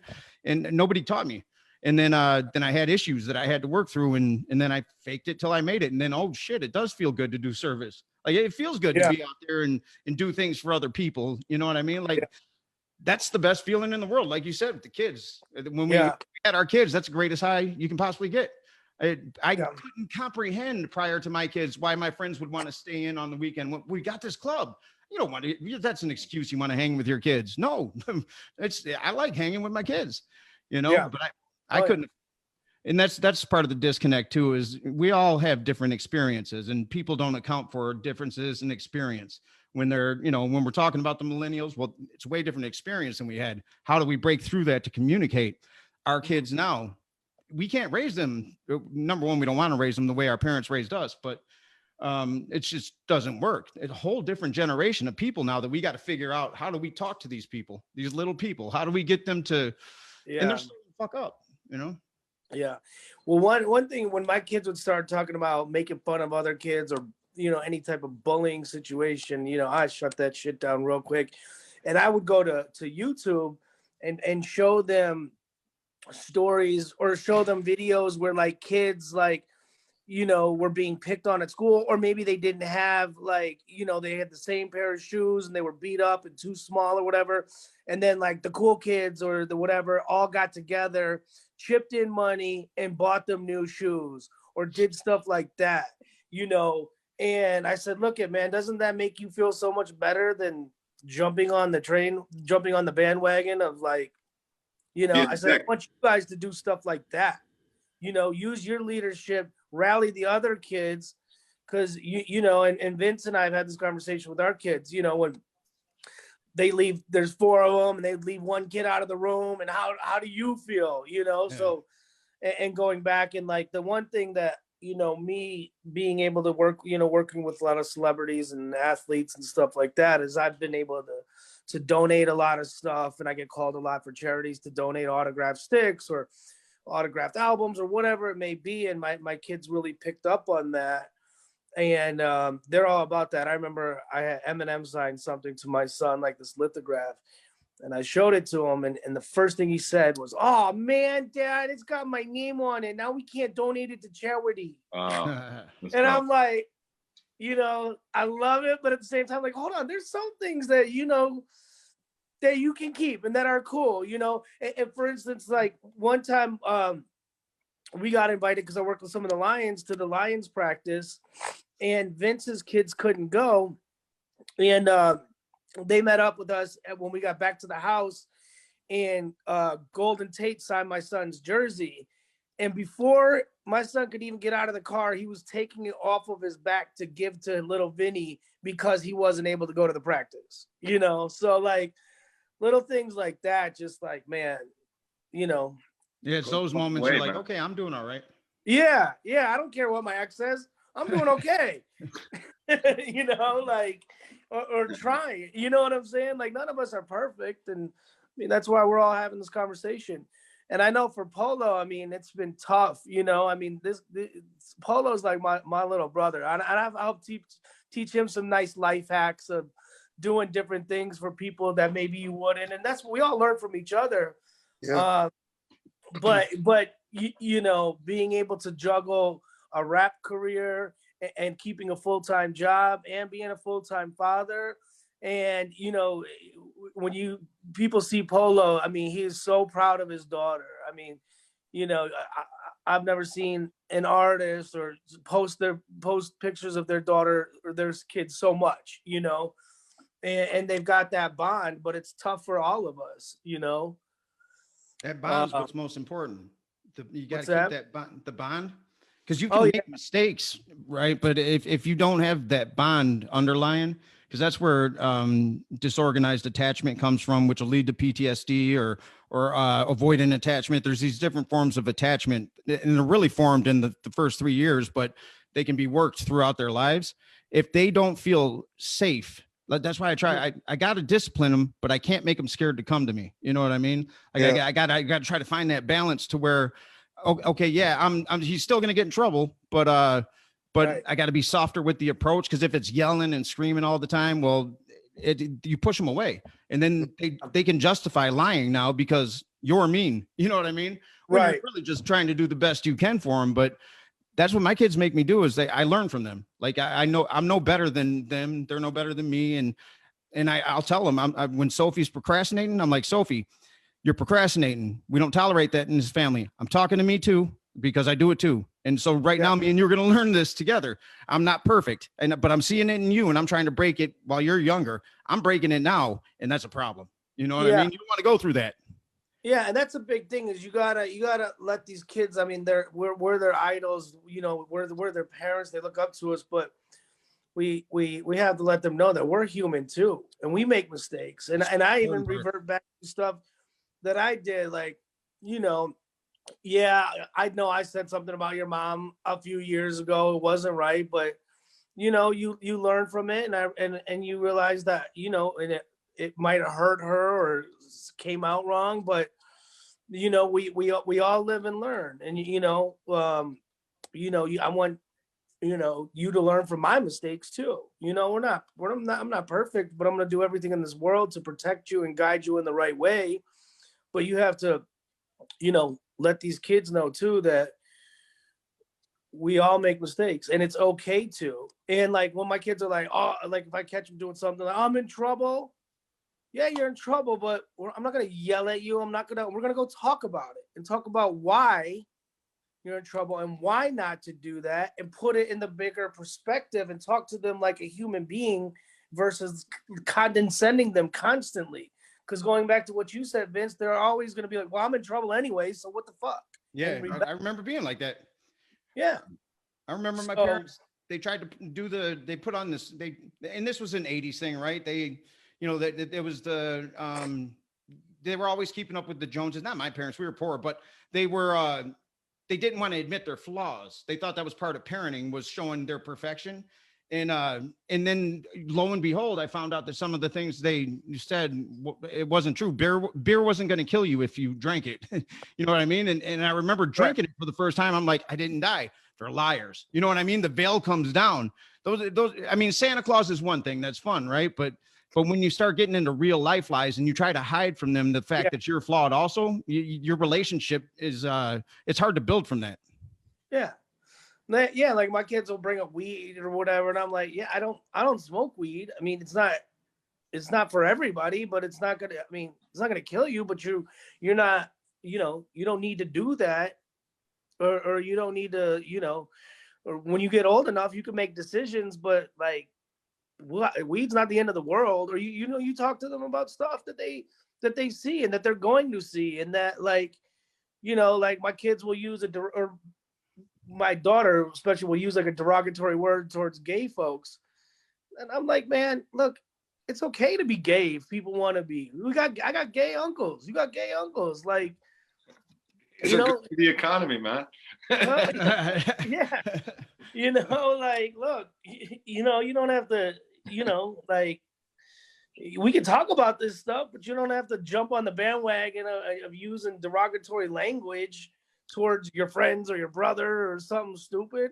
And They that's really another don't even thing, know like what the when hell they're talking about. my kids will swear or whatever, and instead of like throwing them in their room, like, don't you ever do that, you know, blah, blah, blah. Like, I just kind of like, look, that's stupid. Like, you know, everybody's heard that word. You're not shocking anybody. Like, but, and then I refer to like people like Polo or people like Trick that they call Uncle Trick. I said, you listen to their music and it's like grown up art school. They can create whatever they want, but do you see them walking around at the grocery store talking like that? Or talking to females like that? No. So why do you need to do that? You know, just kind of put it more like that than like, no, constantly. Sure. So I don't know. And again, we all have different, you know, different approaches and different parenting styles, but you know, I mean, it's a different, you know, different. handling. I think handling a girl and, you know, handling, and like you said, Mike, like I think our daughters are kind of neck and neck with respect to being more passionate, extroverted, more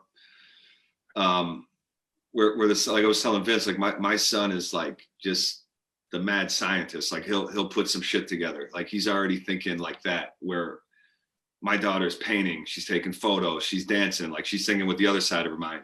So it's the same like when you're managing an artist or, you know, you're directing some shit, like different types of people, especially like a girl versus a boy, need different things, you know. So I'm away with my son. It's a very, you know, Balkan kind of stoic, tough love. I mean, it's not like how my dad was with me. It's obviously a lot more. It's more endearing. It's more, you know, more compassionate. Right. I mean, you know, I'm trying to make up for what I felt was lack with how my dad had with me. Where with my daughter, it's like, yo, it's dramatic with her. You know what I mean?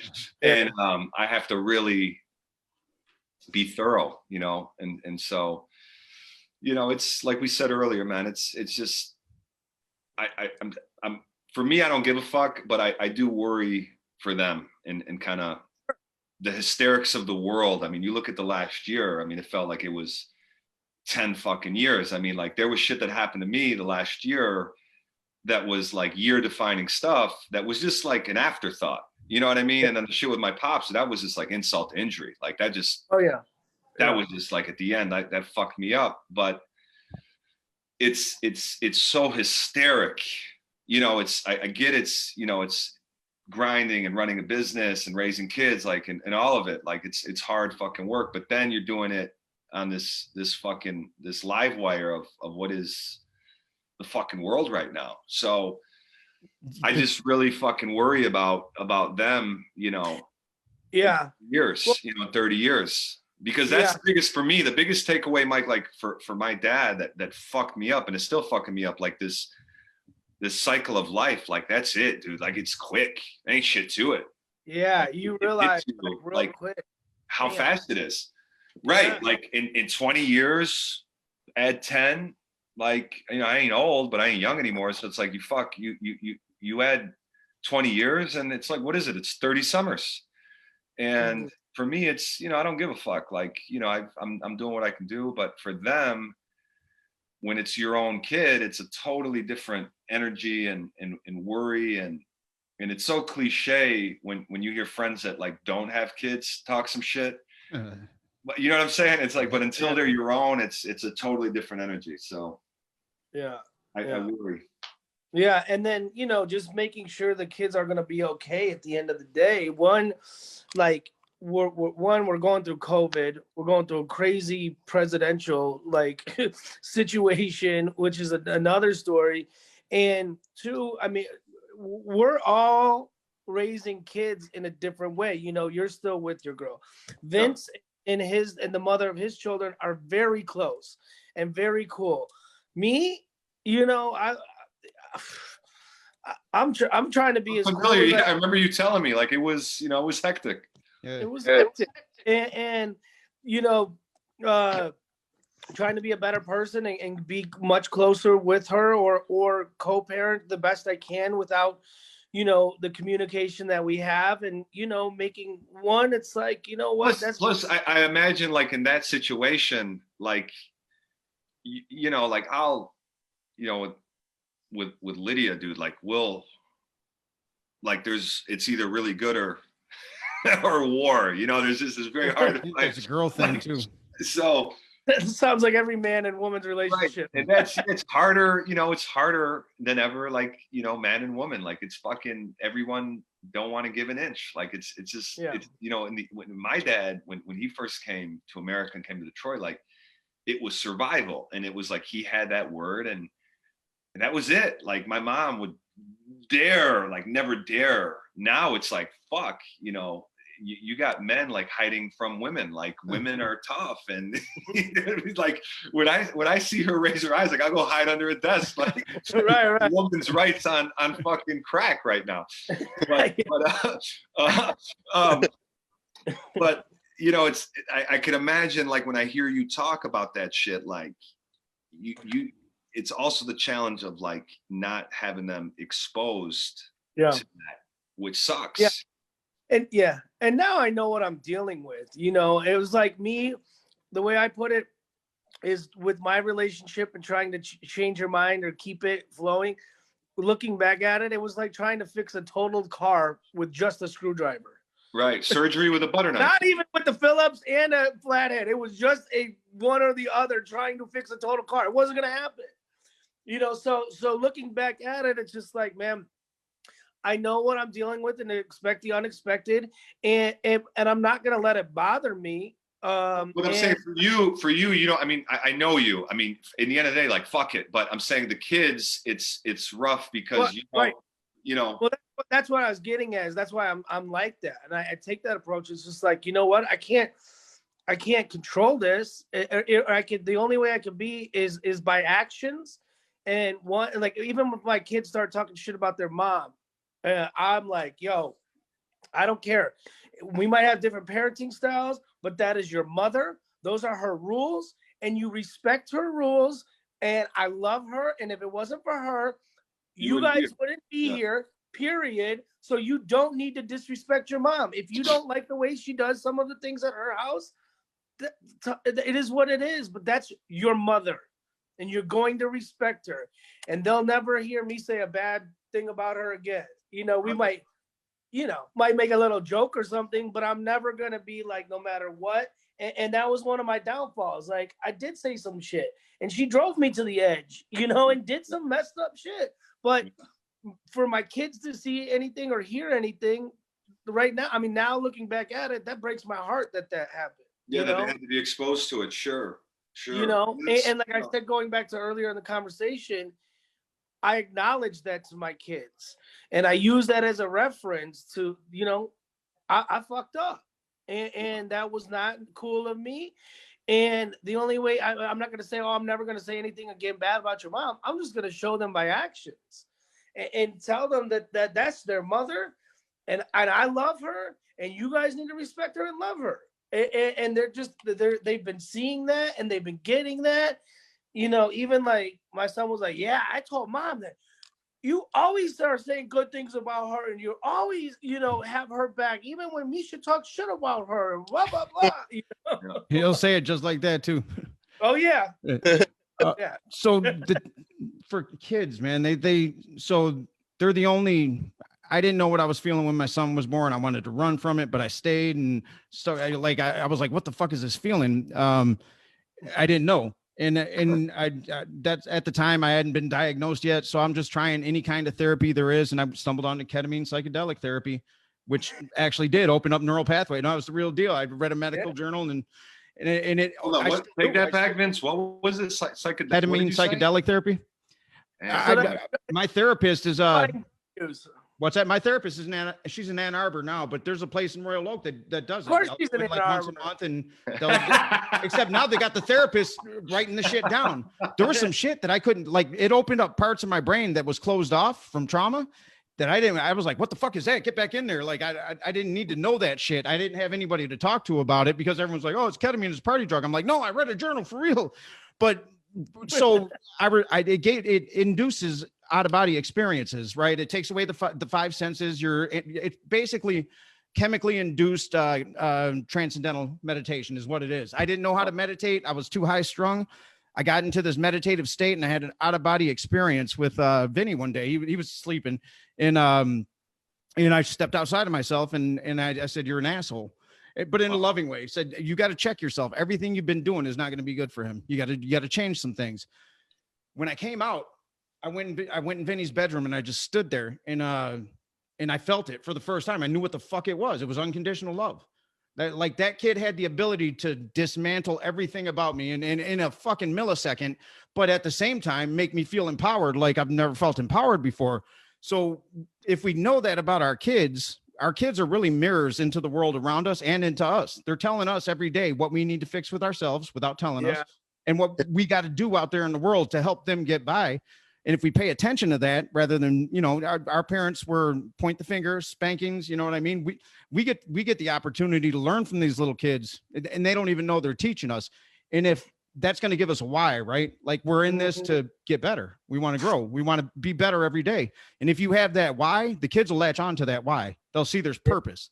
And if there's purpose, then they're allowed to go fuck up. You know what I mean? They can go fuck up and they're going to recover from it. They don't have to get engulfed by it. Yeah. So Polo, how did you feel when you first found out you were having a baby? And were you in a relationship with her? No, see, I wasn't in a relationship with her mom. Like we had been kicking it, you know how that stuff goes. But yeah, we didn't try to actually be in a relationship until she was like 5-6 months pregnant. I actually had another girlfriend when I got pregnant. Oh mess, rapper life, stupid shit. But yeah, I was kind of like, because we weren't in a relationship. You know what I'm saying? Like it was like, why are we about to have a kid together? Like, can you explain this? But like, as time went on, it kind of grew on me, and I'm like, dang, I'm about to have a kid. Then I found out I was having a daughter. I'm like, damn, I'm about to have a little girl. And then once she was born, it was just like completely different. It was like, this is like the best shit ever. Like I have a here. Like I love this baby. I love this kid. It's a natural high, man. I mean, it's such a high. Yeah. But you said a key thing, Polo. You said rapper life. We're all in entertainment, right? We've all had our history with whatever, and then a daughter comes. You know what I mean? I was like, a whole different experience. I was like, I got to change a bunch more shit. Like what am I putting out in the world now? What am I perpetuating out there? We're in industries that are somewhat, well, not somewhat, they've been abusive to women. You know what I mean? Yeah. And how do we shift that for our little ones? You know what? Last night I was helping out this young girl.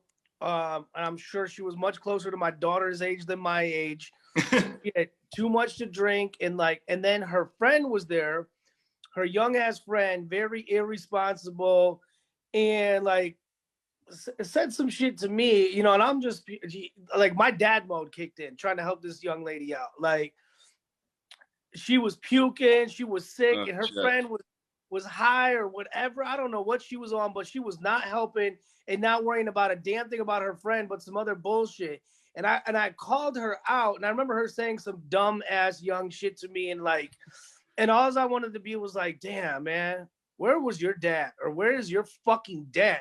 Like, cause I just thought, like, if that was my oh my God, my daughter will never be in those shoes that you're in. Like, just it was like, I thought more like a father than I did like, when I see these Instagram girls with, oh my God, their ass out, I always comment, "Where's your father?" What were you gonna say, Polo? No, I was just saying you definitely hopped into dad mode last night. I saw you, and that's all I was on. I wanted to call you Captain Saver, but I didn't want to do that.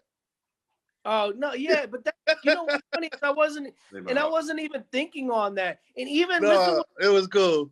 When we had, I yelled at the girl. I said, "Girl," she was like, her friend said some dumb shit. I said, listen, honey, I got a girl warming up my car that's 10 times hotter than you and a whole grown-up woman, okay? So don't come with any of that funny stuff. But I even did this before because the girl was like, what really caught my attention was I saw two girls carrying her and she was obviously like head down, like drooling, like, and then when they sat her down, like a couple other girls came up and they were like, oh, you know her? And they're like, no. They're like, man, fuck that bitch, come on. And so they just left her there. That's when my dad mode kicked in. And you know what? Before, I knew we had to get her off of this chair onto a couch that was right next to it. But before I did anything, I grabbed another female to help get her there so it didn't look like any funny stuff or whatever.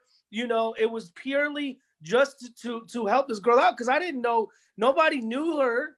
And I just wanted to make sure that she was going to be okay because her friend was not on any type of friendship type shit. And then the girl told me she doesn't trust her girl. And I'm like, oh God, like I can't, you know, I want to make sure that I don't want to just leave this poor young girl without any help. But then with the other people that were there that were friends of mine, they're like, you know, go ahead, like we'll make sure they're good. They're good. But it was like just dad mood kick the fuck in, you know. Oh. Can I ask you a question? Can I ask you fellas a question? Do you think like the gender of a kid affects your approach on your parenting? Yes. Yep. Yeah. Absolutely, dude. I sometimes think like, what if I had a son? Like, would I be? I think this, like different because Polo, because the three of us both have both a son and a daughter. Right. You're the only one with a daughter, and there's no question, at least in my mind, that there's definitely different approaches in many levels of how you talk and deal with your kids. Yeah. I mean, I would never dare. Like I saw my father rage and smack my older sister. Like I mean, that's what it was. I mean, it was a different time. I mean, it was a very European thing. But I like when I look at my daughter, like I could never even imagine laying hands on her. I mean, I got been stern with her and lost it, get it. But like there's been times where with my son, it's like, yo, dude, I tried it the nice way. And like again, he's sick, so I gotta be I gotta snatch you up and put the fear of death in you. And like let him feel my wrath. Yeah. Because we tried it the nice way. And even me, dude, like and we all fucking growing up in Detroit and this and that, we've seen the worst of it and tried it all and in a real organic way. I feel like now this era, these kids are like it feels so manufactured and whack, like we were doing it when it like tripping on ecstasy in a rave in Detroit circa 99, being in like the dirty hip hop spots we've all been, like that was very real and organic and coming up in that, like I think at least for me, like the one thing that always got me home was my dad. I was fucking scared of my dad, dude. Like he was that, I don't want to deal with that. He was that inner fucking that buffer for me. Like that kept me on. And I'm so grateful for that.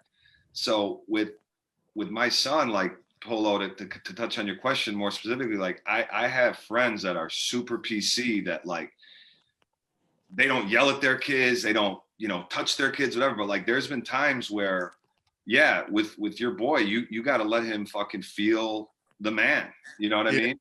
I mean, hey dude, like this ain't working. And that's what Jordan Peterson talks about. He's like, there's that time where the behavior is such you can equate it to they're running out into the middle of the street and there's a car coming. You need swift action. So disrespect, bullying, there's certain things that come here, don't you ever do, you know what I mean? Like well we were at Jet's Pizza and this was 2 days ago or some shit, and like I had made it back to my car.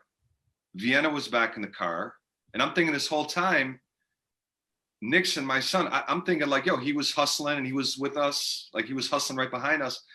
And I'm like, oh shit, he didn't even fucking cross, like he's in his own world, like in La La Land, and dude, I hopped out the car and I start screaming. I'm like, what are you doing, dude? Like, fucking pay attention. And so those are the times where it's like, yo, you have to get vocal, and you have to fucking give some. Was he on a video game on a tablet or something? No, well, in his that's the fucking Fortnite of it all. It's like he's like, dude, it's a visual. He's in like some paradox, bro. Like he's in some alter universe, and I love it. Like he makes sound effects and he's shadow boxing, and I love seeing him be creative like that. It's his imagination's always going. It's like, dude, you're gonna get hit by a fucking car. Yeah, I know my son's the same way. But you know what? Let me touch back on speaking to your kids. The 2 points of this is one, putting the fear in your kids, and two, talking to your kids in different gender. Now my daughter's at that age. Okay, she's gonna be a teenager in less than 10 days, which is crazy. Wow. And she's into boys. I mean, she's in 7th grade. You know how we were in 7th grade, okay? That's happening. So I had to talk with her. I said, listen, you're talking about boys and stuff, and like, they'll if there comes a time that a boy likes you and he treats you very well, and you are gonna have a boyfriend or something, I'm gonna want to have a nice talk with him. And she goes, Dad. She said, Dad, I already know. And he's going to have to talk to Uncle Trick and Uncle Scott the Cop, and probably Uncle Polo, and on and on. And it was like, you could see the fear in her. Like, that's great. Oh boy. And it's not about, not about Uncle Trick or somebody, or Polo who's a celebrity type thing, but a police officer friend who's a really good friend of mine. Many different things. Like she knows, like, Daddy, I said, listen, I love you. And if somebody messes with you, I'll kill a motherfucker. Okay. And I don't want to go to jail because I love you, but ain't nobody messing with you. Okay. And don't allow yourself to be messed with. But you need to make good decisions. And I'm not going to tell you not to be a little girl and not to have crushes.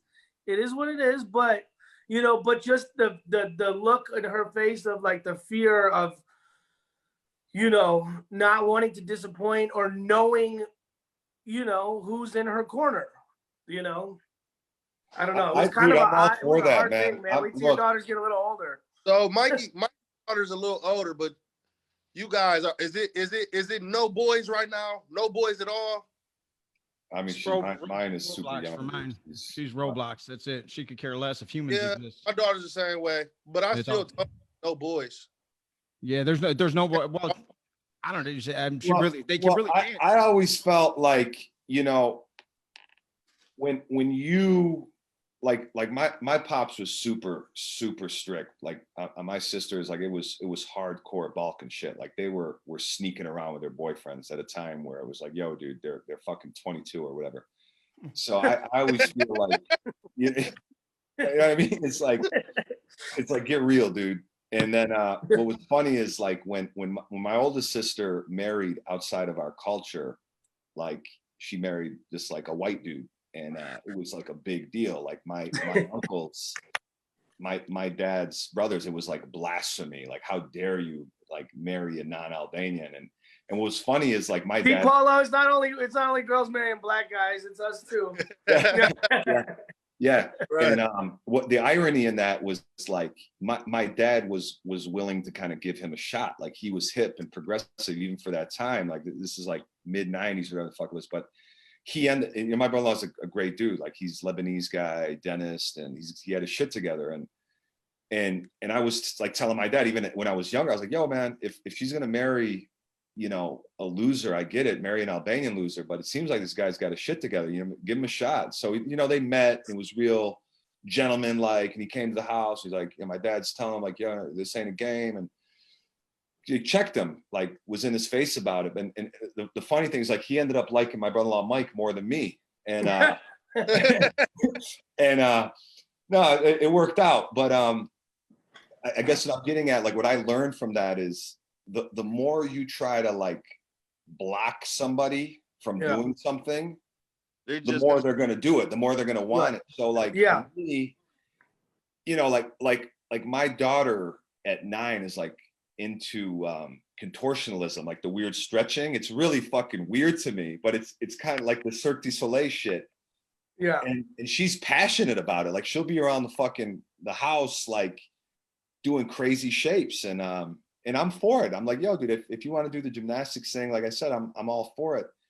But if I start pushing her away from it, like, even though I'd rather have her like doing photography or more traditional art mediums, I just know if I start now pushing her away, what's going to happen? It's going to backfire. She's going to want more. So I think it's the same for boys. Like, that's a tricky, I can't even imagine her at 16. Like I've created a monster. It's like me, you know, opposite gender. But yeah, I know, I'm living it. Yeah. I have a cousin, and like when we were young, like her dad was like super strict. She couldn't go to any parties or anything like that. And so like when we became adults, she just was like, she became like a monster. Like she was just wild. Yeah. It's like the Catholic schoolgirl thing. Like the more you restrict, right? Like the more we all want to know, as nature of human beings is, we want to know what we're not supposed to know, or we want to know what's on the other side of that door that you say not to open. Of course, we want to know. There's a saying in New Thought: "What you resist persists." So that goes with there's an ebb and flow to the universe, and as soon as you try to, sometimes it's pretending that that's not a real thing over there that you're blocking. You don't control that. Like that's the thing. I don't control anything out there. All I got is my response to it. And if I let somebody cringe upon that and make me reactive, I've lost. You know what I mean? I've lost everything. I've lost all of it in front of my kids. I have to be able to respond appropriately when the time, or the best I can, and then say that was the best I had because I didn't know much about, you know what I mean? But I can't let the universe, the Trump and all the shit that's going on, I can't let them see me crumble under that. Yeah.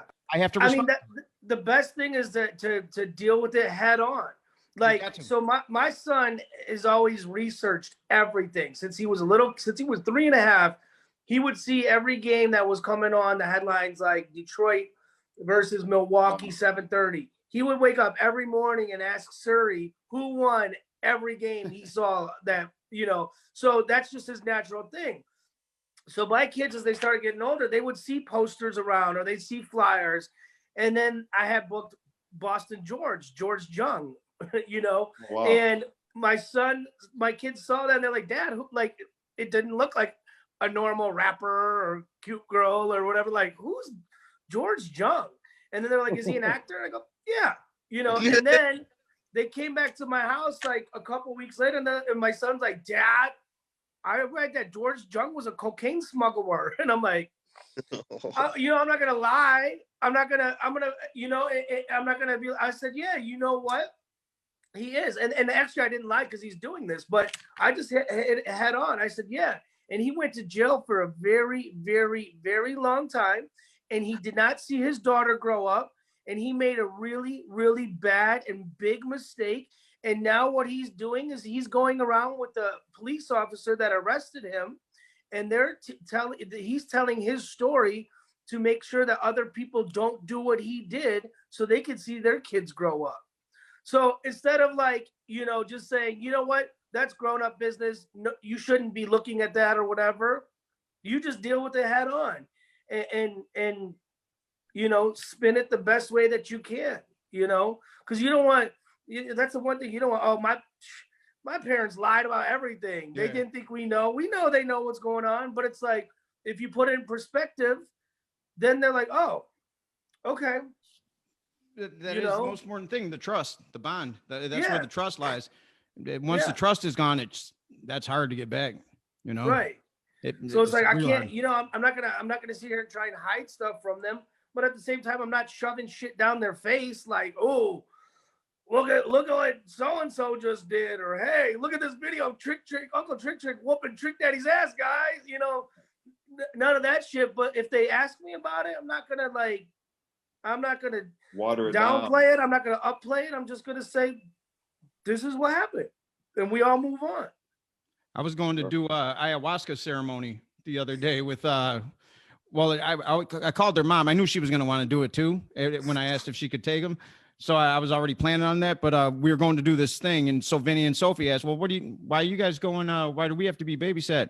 Like, we're going to do this ayahuasca ceremony. He's like, what's ayahuasca? I said, it's a root that blocks DMT in your body. And I broke it down for him. I said, it's basically, I'm crossing over to the spirit world. I'm getting rid of the 5 senses so I can sit in consciousness for an extended period of time and figure some things out. He's like, so you're doing drugs? I'm like, it's not the same thing as drugs. He's like, sounds like LSD, Dad. I'm like, no, it's not LSD. It doesn't even. So we went back and forth, and then I finally got to him. I said, Vinny, you see these preconceived judgments that you have about this thing to where you won't even listen about the positive effects of it. You see what's being done to you? That's a prison. You got to stay out of that prison. And then I broke it down about the little problems he's got with his mom, and I'm like, that's a prison. Nobody else has to live there but you. He thought about it. He's like, can I go? I'm like, not yet, but we'll go. But I'm not gonna. You're getting a little too deep with your kids, Vinny. What's that? No. What's that? I say you're getting a little too deep with your kids. But no, this is great. No, we get deep. This is but this is good because it's all like I said from the jump, we all have different parenting styles. We all will learn something from each other, and it's good to get it out and hear about different things that we do. Because, like we all talk, we know each other, and it's like, hey, how the kids doing, or tell a funny story, but you never get this deep into parenting conversations and stuff, I mean, is it safe to say that like kids are a lot smarter than what we were these days? They have more information for sure. Yeah, I think my daughter's a freaking genius. Like, I definitely wasn't as smart as her when I was her age. Hell no. Yeah. Well, again, I mean, their access to information and technology is so there. It's like, damn, I wish I had the internet when I had homework. Like, right. What? That's this. Hey, Alexa. We got Alexa up in the crib, and yeah. Hey, what's the capital of British Columbia? Okay.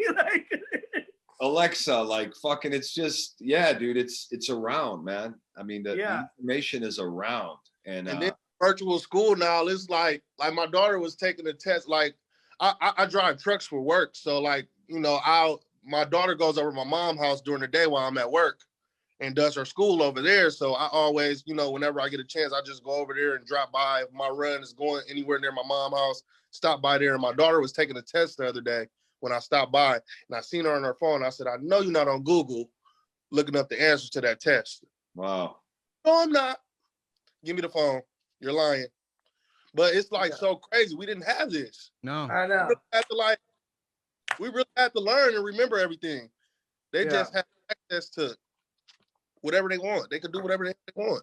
It's crazy. And what going back to the Fortnite thing, like, so my son is 6, dude. And I mean, it's 6 years old. Like, it's young. And he's on the Nintendo Switch. And I said, look, man, like, I had a fucking heart to heart. Like, I wasn't a dick. I wasn't nice. I was like, I tried to split it right down the middle. And I go, look, man, you can YouTube, my son is addicted to Fortnite. Like, it's a thing right now. I mean, so I go, look, buddy, I got to take this off. I got to uninstall this Fortnite because it's getting out of hand. So I tried to, like, what's the word I'm looking for? It's not motivate, but like, what help me, Mike or Vince or somebody fucking when you wean them off it? Incentivize. I was trying to incentivize. Oh, yeah.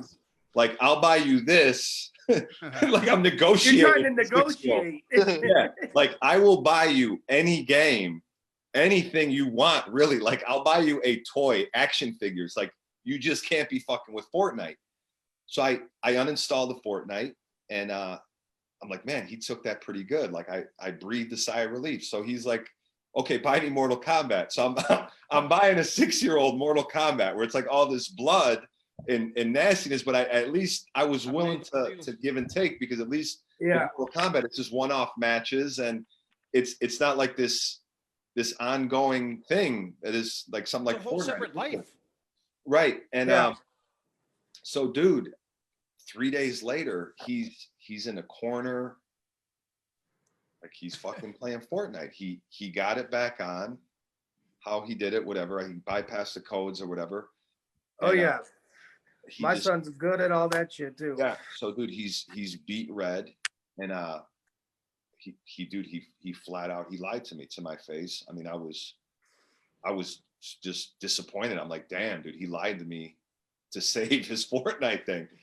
So he knew I was coming for it. He's like, he's turning, he's running, whatever. Then finally, like, I had to go and grab it and like really deinstall it and code it up and whatever. But like at 6 years old, for him to be like that ballsy to go and do what he wanted to do and kind of lie after I made him kind of promise. So that's the thing. Like at that young of an age, like, damn, they're willing to stand and kind of die on a sword for something they believe in, Fortnite. And so I can only imagine, like 12, this is important because it's truly an addiction. And the way the addictive mind works, no, they're not willing to. They don't have access to their consciousness when that trigger hits. So they can't even get into their neocortex to make a decision. They're stuck in their amygdala. They go into a fight or flight mechanism. Seriously. And they don't know. Like they're not even. So it's an addiction, and it's got to be treated like one, and it sucks. Like our kids are all addicted. Not all, but a lot of them are addicted to this shit. Yeah. My son's definitely addicted to video games. And you know what? One good thing I will, my ex-wife, they told me, because my son still cannot ride a fucking bicycle. Okay. He's 9 years old.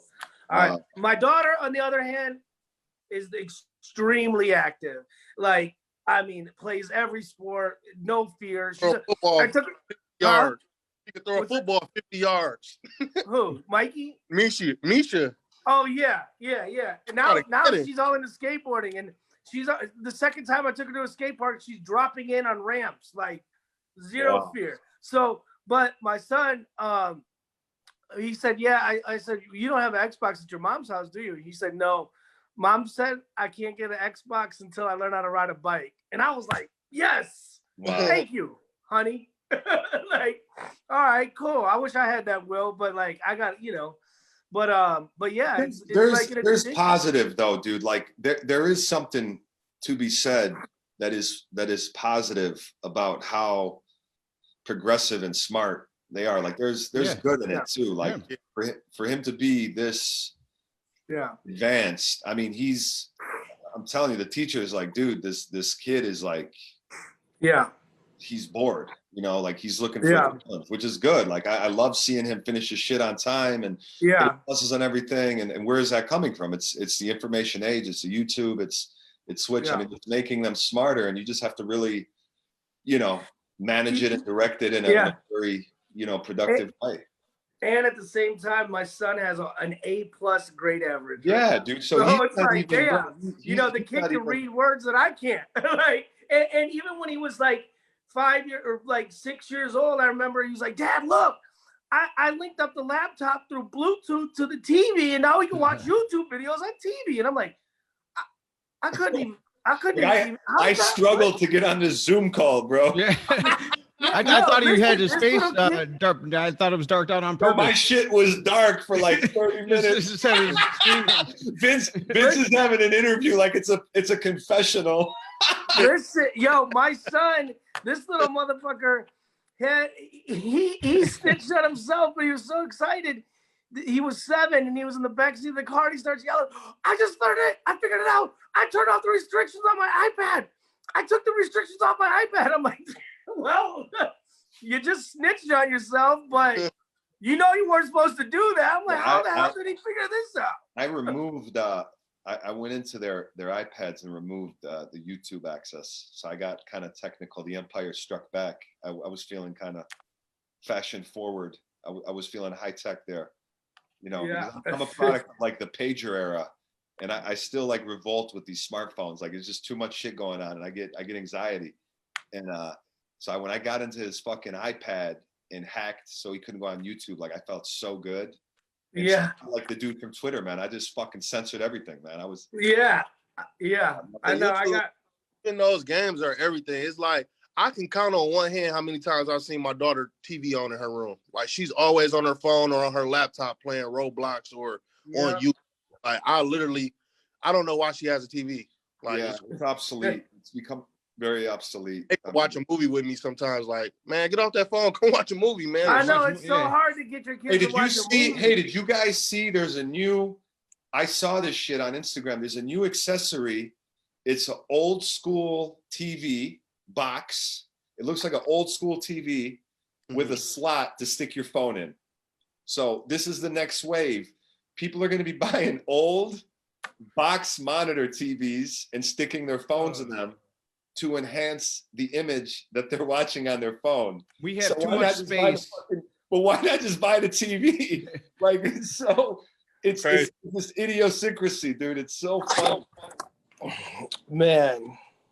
You know, Moore's law says that well, we used to advance like every 10,000 years as a civilization, you know, and then the Industrial Revolution hit, and still a snail's pace every 100 years or so. And we advance now as a civilization. We take a quantum leap every 18 to 24 months. There's a new advancement in civilization every 18 to 24 months. If you can put that in perspective, that's what we got to try to keep up with. And the only you can't. The only way you can do it is to be honest. Be honest and try to navigate through it with them. That's the only way. I mean, the holier than thou shit don't work anymore. They can Google our shit.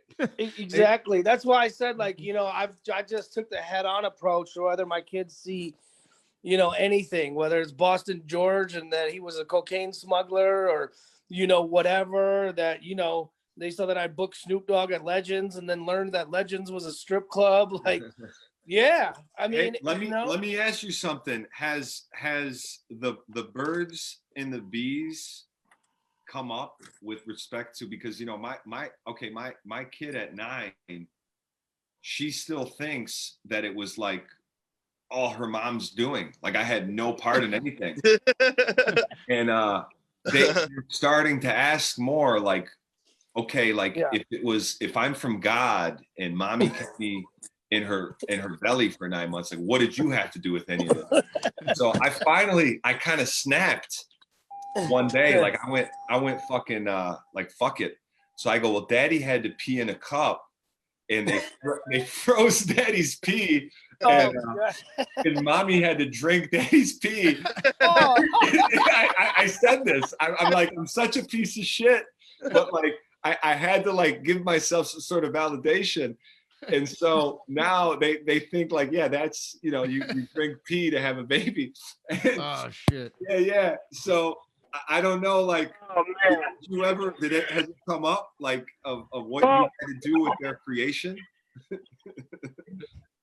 You know, it came up with me, and then I just kind of downplayed it. Like my daughter would be like, how did you make us? I don't understand how you made us, you know, when she was younger. Like, what did you? Then luckily I just kind of downplayed that, and then,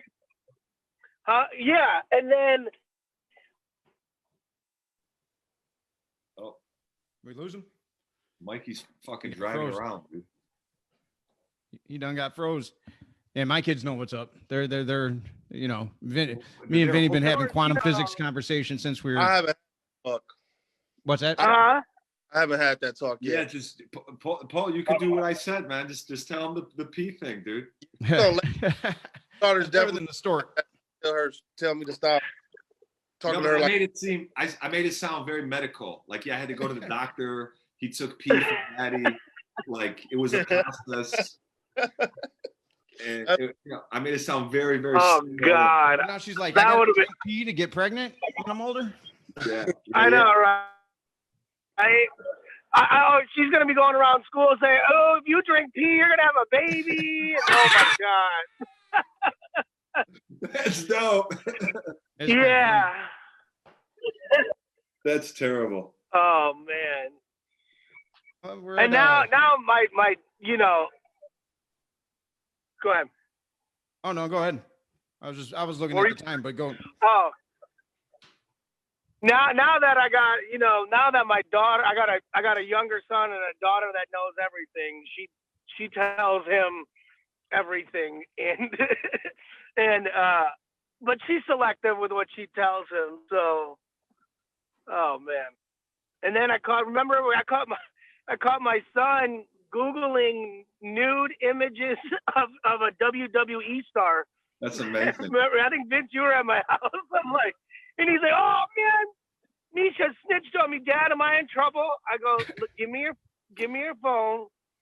Yes, we're gonna have a talk, okay?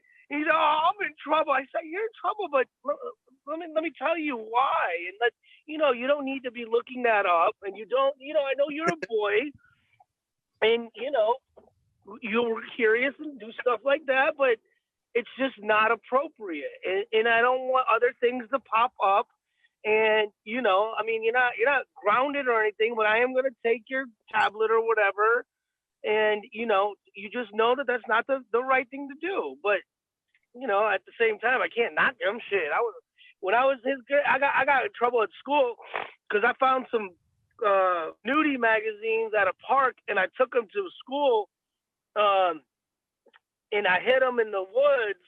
And then somebody snitched on me, and my fourth grade teacher busted me, and I was so embarrassed, dude. It was like I just murdered somebody. I was so embarrassed, So you got to revert back to when you were a kid and how you felt and how you make them comfortable with these conversations, because how you felt when something similar happened to you when you were that age, So, the best thing is, like you said, Vince, trust and making them feel comfortable, Vinny got, and when you talk to them about things like that, instead of Vinny was on Pornhub, and his mom told me, and I said, okay, well, I would be too, but so I talked to him. I'm like, hey, I know you're on Pornhub. No, I'm not, Dad. Dude, don't lie to me. Let's be honest with each other. I'd be on Pornhub too, but here's what I'm going to tell you. I don't really care about that stuff. It's people doing what people do. But what you're watching, that's not what people do. That's these people, that's not a relationship. So if you're going in there, and that's what I'm worried about with you, is your brain's not able to handle that. So it's damaging right now. Come back to it later. Don't ever let me catch you doing it. I know you're going to try to sneak, but if I catch you, there's going to be consequences, because it's bad for your brain right now. It's going to teach you the wrong things about relationships. And that's what I told him. And he's like, okay.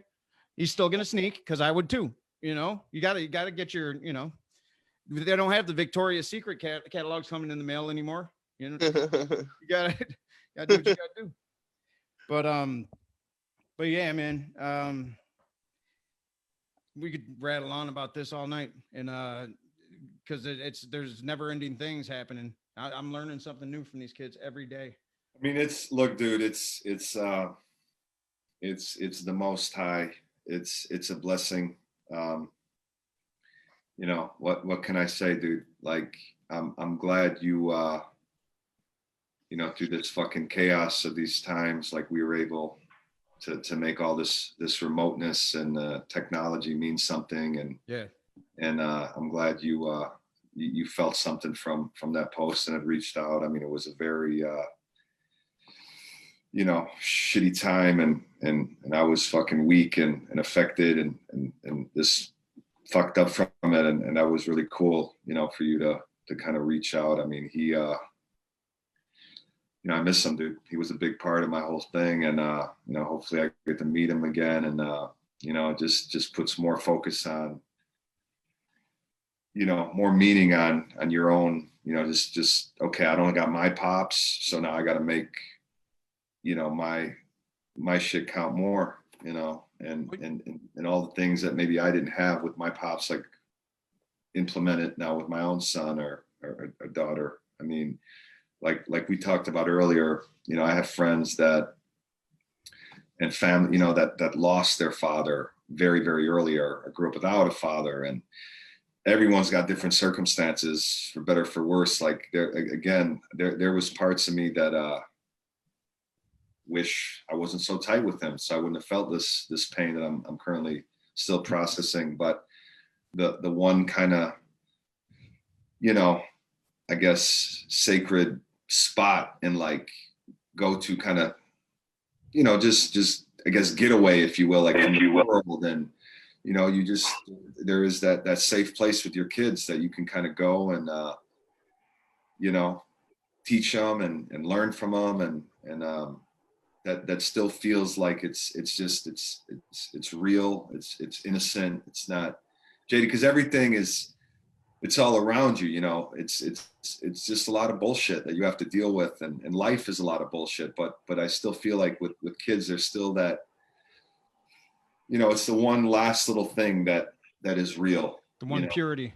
Yeah, the one purity where it's like, you know, it's worth fucking making it count. And well, you said something early on, and you just reiterated it. You said that you felt like a piece of you died, and it's true.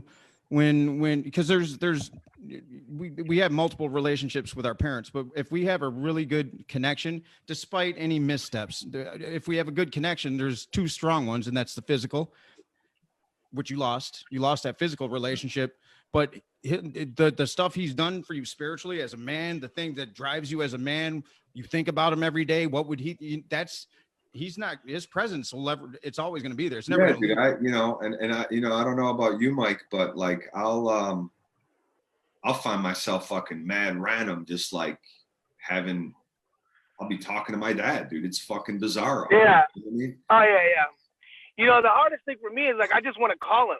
You know what I'm saying? Like, because I mean, when my mom passed, like I talked to my dad almost every day. You know, whether it was a text or just like coming home from a day who's worried, be like, Dad, you never guess what happened to me. Or Yeah.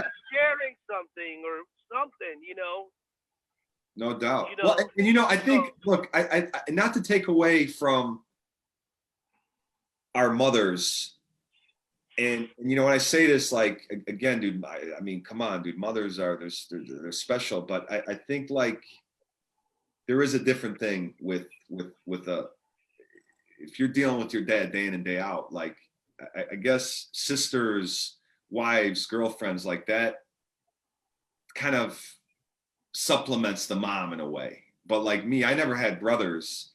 And for me, like my dad, I had more of a brotherly, like homeboy thing with my dad going, as it kind of sounds like you did, Mike. So for it's just a totally different dynamic, like the mom and the dad. But plus two, had I lost my father when I was very young or grew up without a dad, like it builds you in a different way. Whereas when you're dealing with your dad day in and day out, you know, the good and the bad of it. I mean, I would go to blows with my dad where there was fucking wars. And then there were days where he picked me up. And so you have to learn now to act as like the motherfucker, the dude that didn't have a dad. You know, you have to kind of reinvent your skin or the way you're moving, you know, if that makes sense, you know, because like that compass, that protector, I don't give a fuck. Like if you're 30, 40, you know, got $1 billion, fucking are untouchable. At the end of the day, like your dad, there's that piece of like that protector thing going on innate. And when that's removed, like you kind of got to reinvent, you know, that independence part of you, if that makes sense. It makes sense to me because I didn't, that was removed at a young age for me, and he wasn't dead, you know? So there's a lot of people that don't have that, but it's still an innate thing that you feel the void. You know what I mean? Like you feel it, you know that something's missing in your life. Right. You know, me at 50, but I'm saying you at a young age adapted, I feel like, to that circumstance. You get what I'm saying?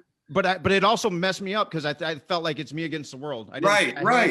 No doubt, of course. And that was the thing. Like I didn't have, like when I got into whatever the fuck I was doing, you know, and we all as artists and entrepreneurs and whatever the fuck, like we had to figure, it doesn't sound like none of us had like the rich dad that said, here, son, I'm going to give you the keys to my company. Like I had to figure my own shit out. My dad didn't understand it. It was just like, figure it out. Like, you want to go fuck all that shit? Like, if you want, I get you a job at Chrysler, but like, I wasn't trying to work in a factory. So, you know, for me to kind of figure my own shit in that regard, that created a disconnect because like, dude, they didn't understand shit. Like they were just working class immigrants and you want to be an artist or do deals and shit, like good luck, but I'm not. So they can't relate. Yeah, they didn't relate. And again, in the end of the day, they're happy for you. They're going to support your shit. They're going to show up. But like, so with me and him, it was always kind of like that disconnect. But once he saw me like being able to monetize art and and have progress and make career. And then he was like, okay, like, you know, I got you now. But in the end, when even now, like it's a fresh thing, I'm having to, like, that feeling you always had, Vince, of like something's off, or like your compass is bad, or me, you know, you against the world. Like that's a product of, you know, like there's times where fuck, dude, I just want to go move to Australia or just disappear. But like right now, I can't even think of leaving Nixon. I couldn't even think that, dude. Like, That's why I'm here and not in LA. You know, that there was a choice. Same thing. I could have been a paycheck dad, and there was a nice opportunity. But I'm saying, like, Mike, like you know, dude, you're fucking, you know, we're kind of cut from a lot of the same cloth. Like you could be fucking running around the galaxy right now. Like, you know what I mean? And but that's kind of the Michigan of us, in the sense of like the more kind of traditional, kind of like being around, you know, the family dynamic. And again, you could have maybe a lot more fun, a lot more chicks, a lot more money, a lot more places. But in the end of the day, like, man, I just, I don't know, dude. Like, I think in the end of the day, like, fuck, my kids, there's just. Oh yeah, my kids are definitely what's grounding me here. Before it was like, man, I was like a magnet to the city, because it's like, I mean, I can go to LA, go to New York and do great, but I can't do what I could do here. You know what I'm saying? My relationships with all the 4 sports teams, with the artists, with the venues, with what I know and what I cut my teeth in and dedicated my life and career to at 19 years old. Yeah, dude, it's a base. It's a foundation. It's you know, being the fucking. But now it's like, and if I have time with my kids, like I won't even go out of town, or I'll have to cut trips short so I don't miss time with my kids, you know? Yeah. Like, and one of the biggest regrets, like, in my life, looking back, like after I had my daughter, like I had gone to LA for like 2 months, and I was in Europe for a stretch. And like, I was just like, you know, kind of mailing it in. And I didn't know what the fuck I was doing. But in hindsight, it's like, motherfucker, dude, like, I would give anything for that time, dude, because I just, like, she changed. And it's just going back to, like, you know, I was talking with this cat, Harry and Mustafa. He's like the fucking big, what was the fucking guy? Ron Howard, Opie. Remember Opie? Yeah. Yeah, he was the Opie, like, big child star of Albania. And he had like this resurgence. Like, he came back, like, as he got older. And he was in Killerman, and I remember him and my dad were like hanging for a week. In that fucking week, like, I was never present, dude.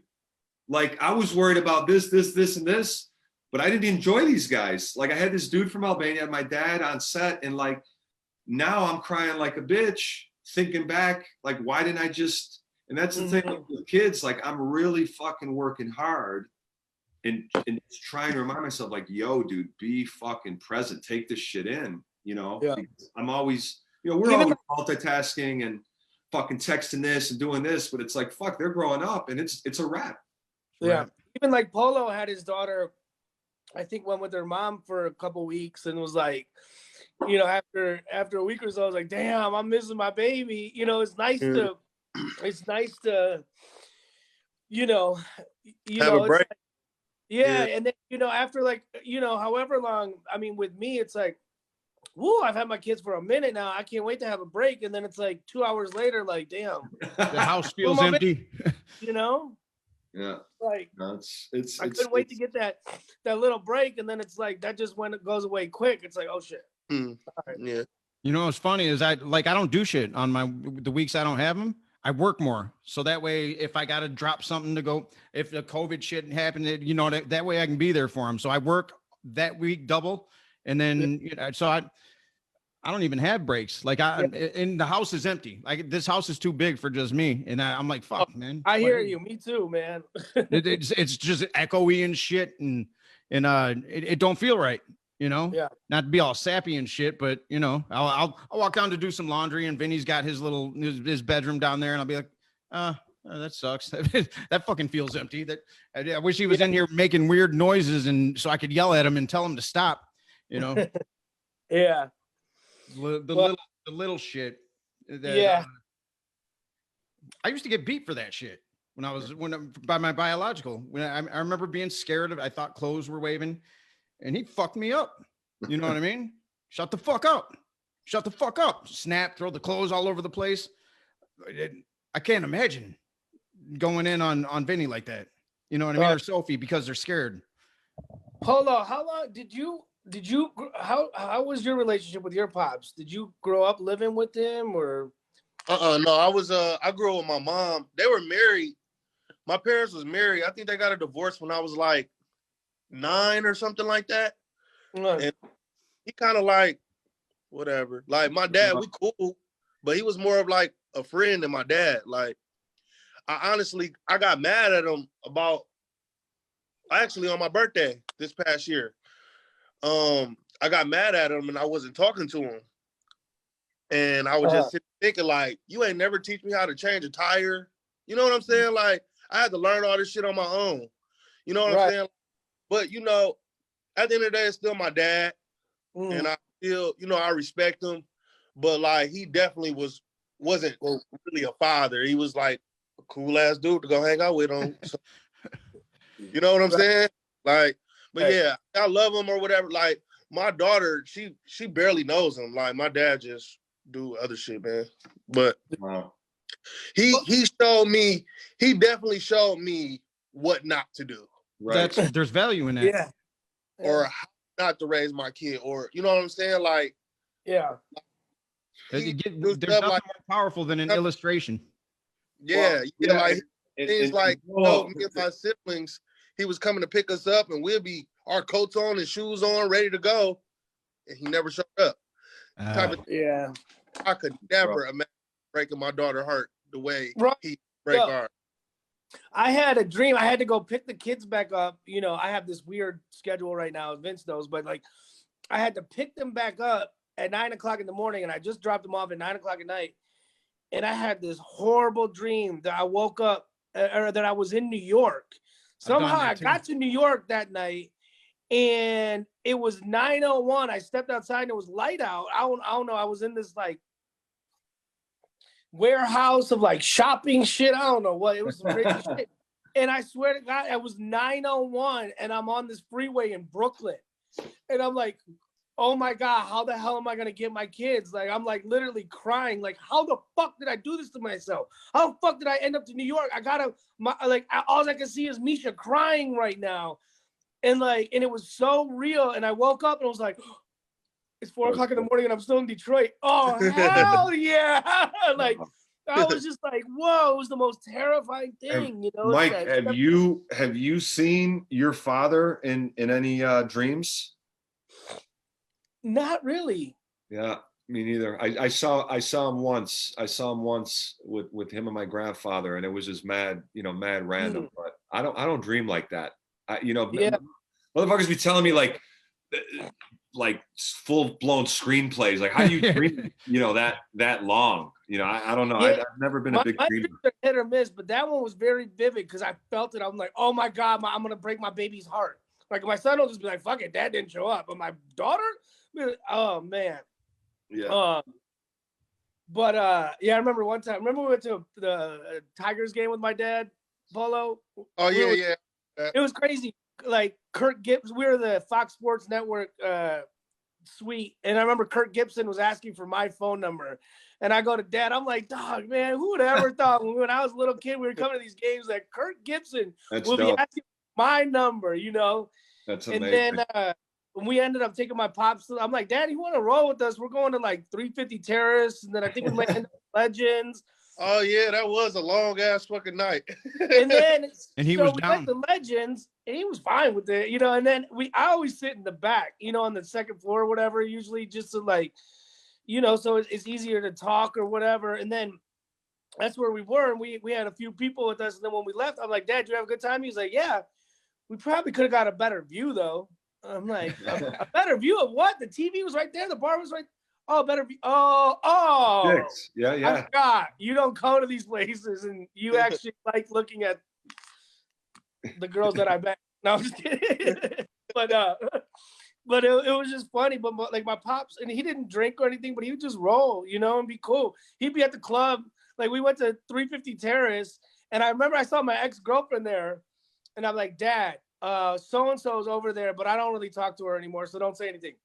His deaf ass didn't hear me and went right over to her, hugged her, was talking with her for like 15 minutes. I'm like, Dad, I just said we don't talk, and not to go there. He's like, oh, I'm sorry. I thought you said that, you know, she was. I'm like, it's fine, but it was just funny. Yeah. But that's the, you know, and that's the kind of relationship too, like that I have with my kids. Obviously, I'm their father, but I want them to feel comfortable. I want them to experience stuff that I do, and I want them to see that, like, you know, it's not, you know, you're gonna find situations, but it's your choice, like whether to party or not. You know, I don't, you know, but you know, it's gonna be around you. But if I tell you, it's trial by fire. Like you gotta allow people to fuck up, dude. So you can. Oh yeah.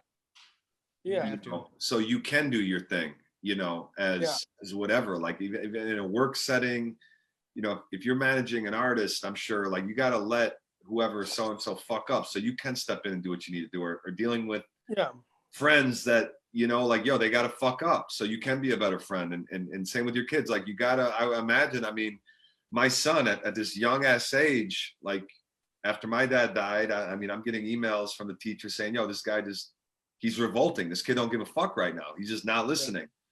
And then I'm having to like really try to, you know, kind of, this is where my dad's skills, I guess, shine, and like get vocal with him and break some shit down. And my son actually he was about 6 or 7, was getting into trouble at school, and I thought some of it, you know, had to do with him and his mom and I situation, and all that. And then it was like running out of school, and then like, you know, some of it, like, and he had just met Big Sean, and then I'm feeling bad because I took him to meet Big Sean. We did this family community event that Big Sean does. So think about that. So your son at that age is like hanging out with all these fucking people, and then he's gonna go to school and try to focus. Like, get real, dude. Yeah, but you know what he said to the teacher?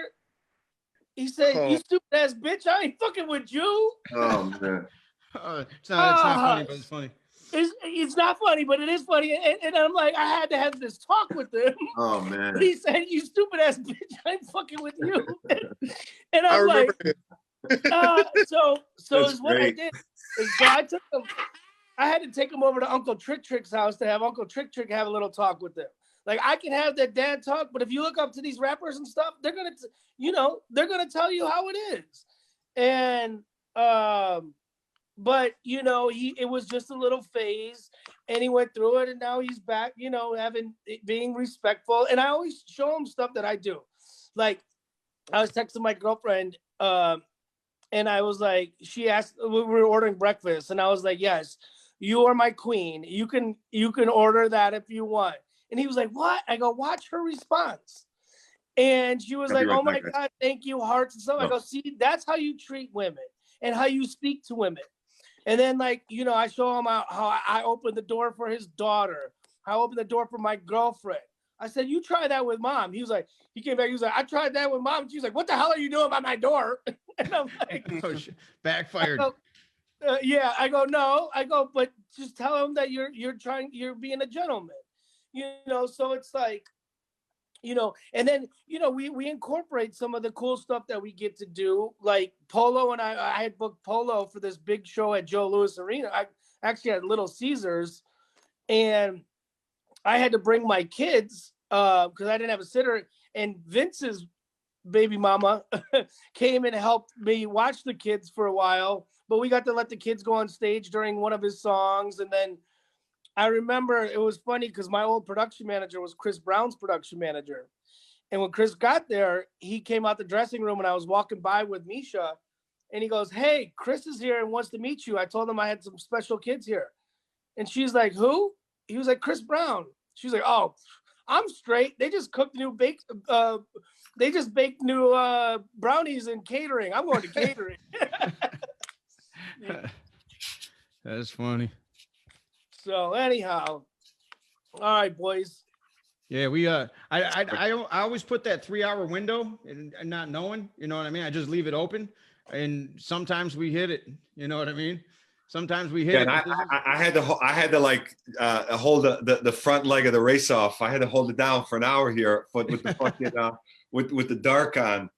Did you say it? Go make another baby tomorrow? What was that? Would you go piss? Oh no. Oh, I was gonna say, baby, go make another baby tomorrow. I'm all. Man. Yeah, I you got might have another conversation with your daughter because she's gonna start rumors at school. You're gonna get a call from the principal talking about she's saying that you make the babies by people drinking pee. No, I think I said it was like medically induced urine. Like the doctor takes daddy's pee and like, you know, does a thing. But yeah, that was kind of weird. But fuck it. That was I got in trouble for my grandma told me those onions on McDonald's burgers because she didn't want to get us McDonald's one day. She said those onions are really maggots. That's why she doesn't get them. So for a long time, I thought they were maggots, and I would tell her I got in trouble for because I believed that shit. Why would I not? She told me they're maggots. Right. They're maggots. You know, she like what my, you know, my, and it's funny, like my daughter's cat, who like became my cat now, just spilled my fucking coffee and made a stain on my floor. So I'm damage control right now, this motherfucker. But what I was gonna say, like at 9, she's already like revolting against not eating hamburgers because like cows are harmed. But you know what I mean? Like, dude, we weren't thinking about that shit, dude. No. Like, at 9 years old, we were eating Happy Meals. So she refuses to eat a hamburger because cows are hurt. So that's, you know, they're fucking smart, dude. That's good. Yeah. I went vegetarian or vegan with my kids for a while. After Really? we all watched What the Health together, and Vinny wouldn't touch the shit. So I went vegan with I don't them, know. and they swapped. They Dude. went back, but I don't think it's a. I don't How, think how it's a did you bad thing to feel? limit. How did you feel, Vince? Like, I tried it, dude, but it's It felt hard. good. It was just hard. Like because I don't eat right. You know, I'm always flying around doing something, so it's hard to just grab something and eat. And then I'm grabbing shit that's nasty vegan shit with chemicals on it, and you know what I mean, just some cheese or whatever. Do you think that like I don't eat pork? I mean, it's pretty much chicken or fish to me. Like I'll have red meat, like beef, whatever, like maybe once every couple of weeks, like twice a month type shit. But it's just primarily like chicken, turkey, fish. But do you obviously, like, I think humans, we eat way too much fucking meat. We do red meat. Oh yeah. But red meat definitely. And do you think like if you're only eating fucking fish or plants, like is that going to catch up with you if you're getting no protein, like real protein? well, here's the thing: the protein that cow has comes from the grass he eats. You know what I mean? Like we're getting recycled protein when we go to the meat. Yeah. You know, it's in the earth. There's enough in the earth. It's just American diets girl, are presented with it. On our podcast, she's got a company called Detroit Dirt, where they sell like organic dirt and soil to all these companies because that's that's where everything stems from. So yeah, no, there's some. Anyhow, we could get it way deeper and keep going, but it's Sunday night. Yeah. Is it Sunday? Hey, somewhere. Run together. I gotta go. Clock's going on at 5 in the morning. All right, everyone. This is a human condition. I suck at getting to people's comments, so we'll get to them after. If there's anything for you guys, I'll pass it along. I'm gonna put that Khalil Gibran post up or poem up. This is badass for parents. It's called On Children. It's a. You should put a disclaimer that kids do not come from urine, dude. That should be the big takeaway from this. That's like Donald Trump saying that bleach is going to cure COVID if you drink that shit. Well, if there's a kid watching this show right now, maybe it does come from urine. No. All right, guys, it was good chopping it up with you. Let's do it again. Follow Polo Frost and show so you can see how much he loves his daughter. I love it. You're on Instagram, right? Your song just went TikTok viral again, didn't it? Yeah. Bro. Picking up, it's crazy. Like it's just been, it did 5 like million views a day. It's crazy. Like a couple days. Wow. It was trending on TikTok. So the song is 4 years old. It's crazy. So I'm waiting for Sophie's video to drop. She's all TikToked out. Yeah, that's a whole other dimension, man. We won't get into that. Like, WAP. What the Oh fuck is God. Hey, remember? Hold on, I gotta tell a quick funny story. Remember when we got Nico? We got the honor of Jim Harbaugh's assistant called me and asked if we wanted to bring the kids down to the Michigan facilities and they could go tour the stadium, play on the field, do the, locker room, all that shit. Sure. And my daughter was like, man, do I really have to go to this shit? And I was like, yeah, do you know how many kids, this is special, And she was like, oh, wait, can I do a TikTok video in the big M in the middle of the stadium? I'm like, yes, absolutely can. She's like, okay, bet.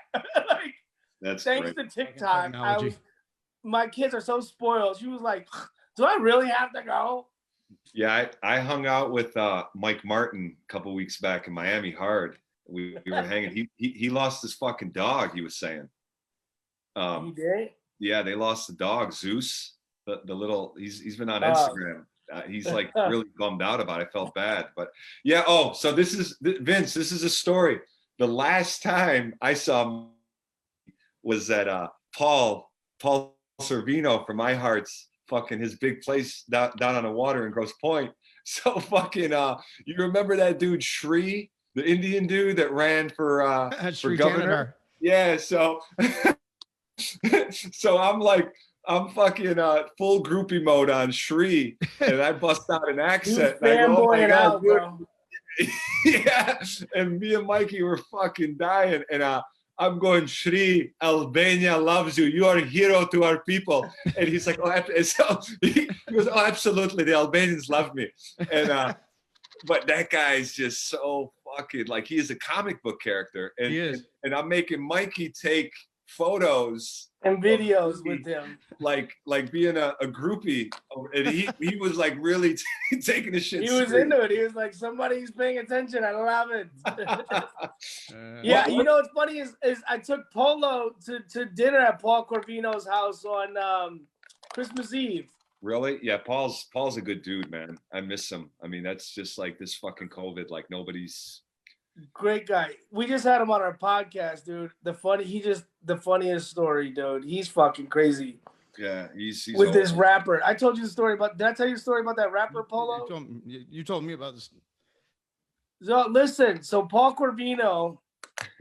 Sorry guys, I'm gonna let you go, but you guys gotta listen to the story. So I already told Vince's story, and you two know Paul. So listen. So Paul. Okay, so going back to dad. So I pick up my kids last week on Friday at 5:00, right? And they love JLB, and that's a specialty if they get to listen to JLB, So right. Dr. Darius is on the radio, and I'm like, oh, I'm gonna surprise the kids when they get in Daddy's car. So I hit Dr. Darius with a text like, yo, can you give Mikey Jr. and Misha a shout out, Right. And of course, as soon as they got in the car, he's like, Misha, Mikey Jr., what's up? And they're like, oh my God, how did he know? Misha's like, Dad, dummy.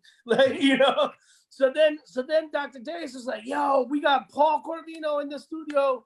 We got DJ Pauly C. Paul's about to spit some records. I'm like, the fuck? So I text Paul. I'm like, okay, DJ Pauly C. What the fuck? What are you doing? So he calls me an hour later, bro. And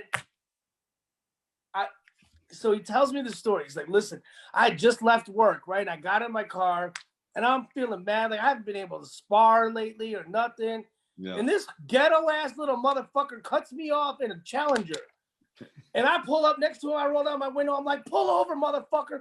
Pull the fuck over. Blah, blah, blah. He's like, we pull into this gas station. I get out and I'm like, come on. I go up to his window and he's all whoop, whoop, whoop, whoop.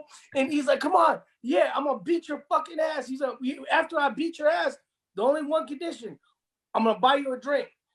And the kid's like, what the fuck? So here's a 65-year-old white dude going, I'm going to beat your ass. Come on, man. He went full Bronx, New York. Yeah.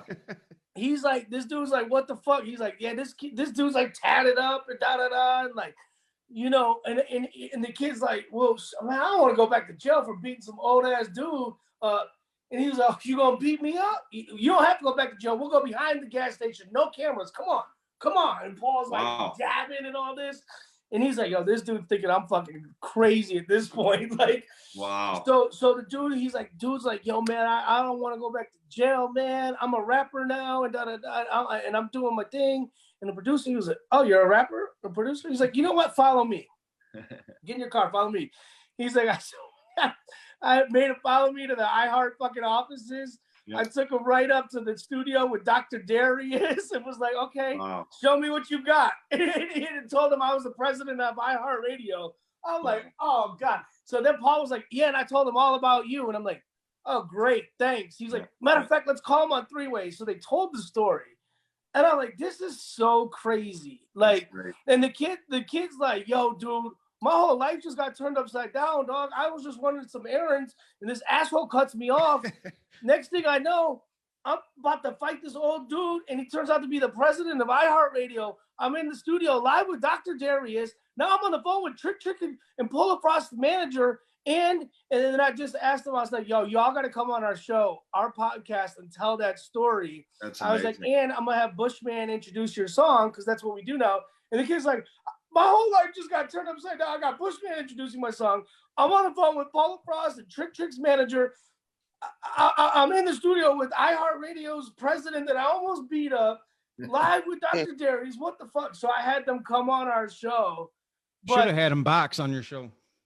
I know. And the kid was like, yo, I'm gonna say this. Paul ain't no bitch, dog. Paul was he got heart. Paul's a fucking OG, dude. He's from the Bronx. He's got fucking sex appeal, dude. He's tough. Paul's an OG. Yeah, I took Paul. I showed Paul the pole. Remember the pole that goes down? Yeah. Did you see that, Nico? What was that? What pole? He's got a pole in his office in this hidden door. Yeah. And it slides down to the basement, and you pop out of a fucking cabinet. Yeah. The basement bar. Yeah, the old like prohibition pole. Yeah. Yeah. Shit. Yeah, it's a great fucking crib, man. I mean, yeah. I hope this summer like we can get back over there and people are fucking. I mean, I don't even know like. Okay, and I know we want to wrap this up, but like when you think about like things returning to normal, the vaccine and this and that, but like, are people just? I guess my question that I'll go to sleep thinking about tonight. I pose to you guys like, are people so? Like, is that it now? Like, is this just how it's gonna be? Like, ain't nobody trying to like hang out at a mixer, an event, show? Like, hey, ain't gonna let that happen. Listen, I coined it best. I think everybody deals with Corona like death and divorce. Everybody deals with it differently. Yeah, I don't know. I mean, yeah, because I'm still living, man. I'm still. Yo, what we got into last night was. Yeah, like last night, you would never think we were in the pandemic. Dude, I was in Miami. I was in Miami dealing with my grief, and you know you didn't even realize it was going on. Oh yeah, Florida's a whole other story. And Atlanta's wide open like that too. I was in Atlanta. It's kind of scary down there though. Yeah, it's like they're not even wearing masks. Yeah, it's a little bit maybe it's too. It's a sold out club and nobody has a mask on. No thanks.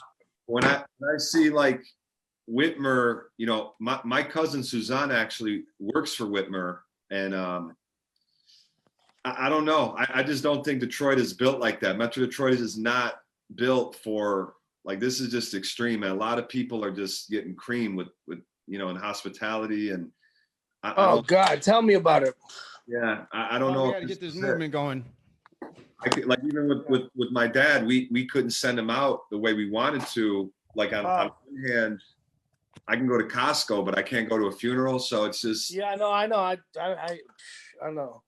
I couldn't go to the memorial because my kids had summer camp, and I would have had to say that I was with people that didn't have a mask, and they would have kicked them out. And I couldn't even go to his dad's memorial. I couldn't travel during the summer. Oh. Yeah, I couldn't travel. They said if I traveled, I'd have had to. I wouldn't have been able to see my kids for a month after I traveled. Yeah, no, is that real talk? Crazy. All right, guys, we can keep going on and on. We'll do another one. Be safe, man. Good hangs. Yeah, yes, for sir. sure. Hey, Polo, for having me on. I appreciate it. Polo, you got to check out the Killer Man with Nico. Cash Only and Killer Man. They're on Amazon Prime, dude. People. Definitely. Mikey sent me the link. I'm Cash definitely Only's a bad check you out motherfucker. for sure. All right, that's what's no doubt. Sounds good, man. We can always go night. soon and grab a drink or something. Yeah, for sure. no doubt. That would be great this year. Sounds good, man. You fellas be safe. Good night. Good talking to you.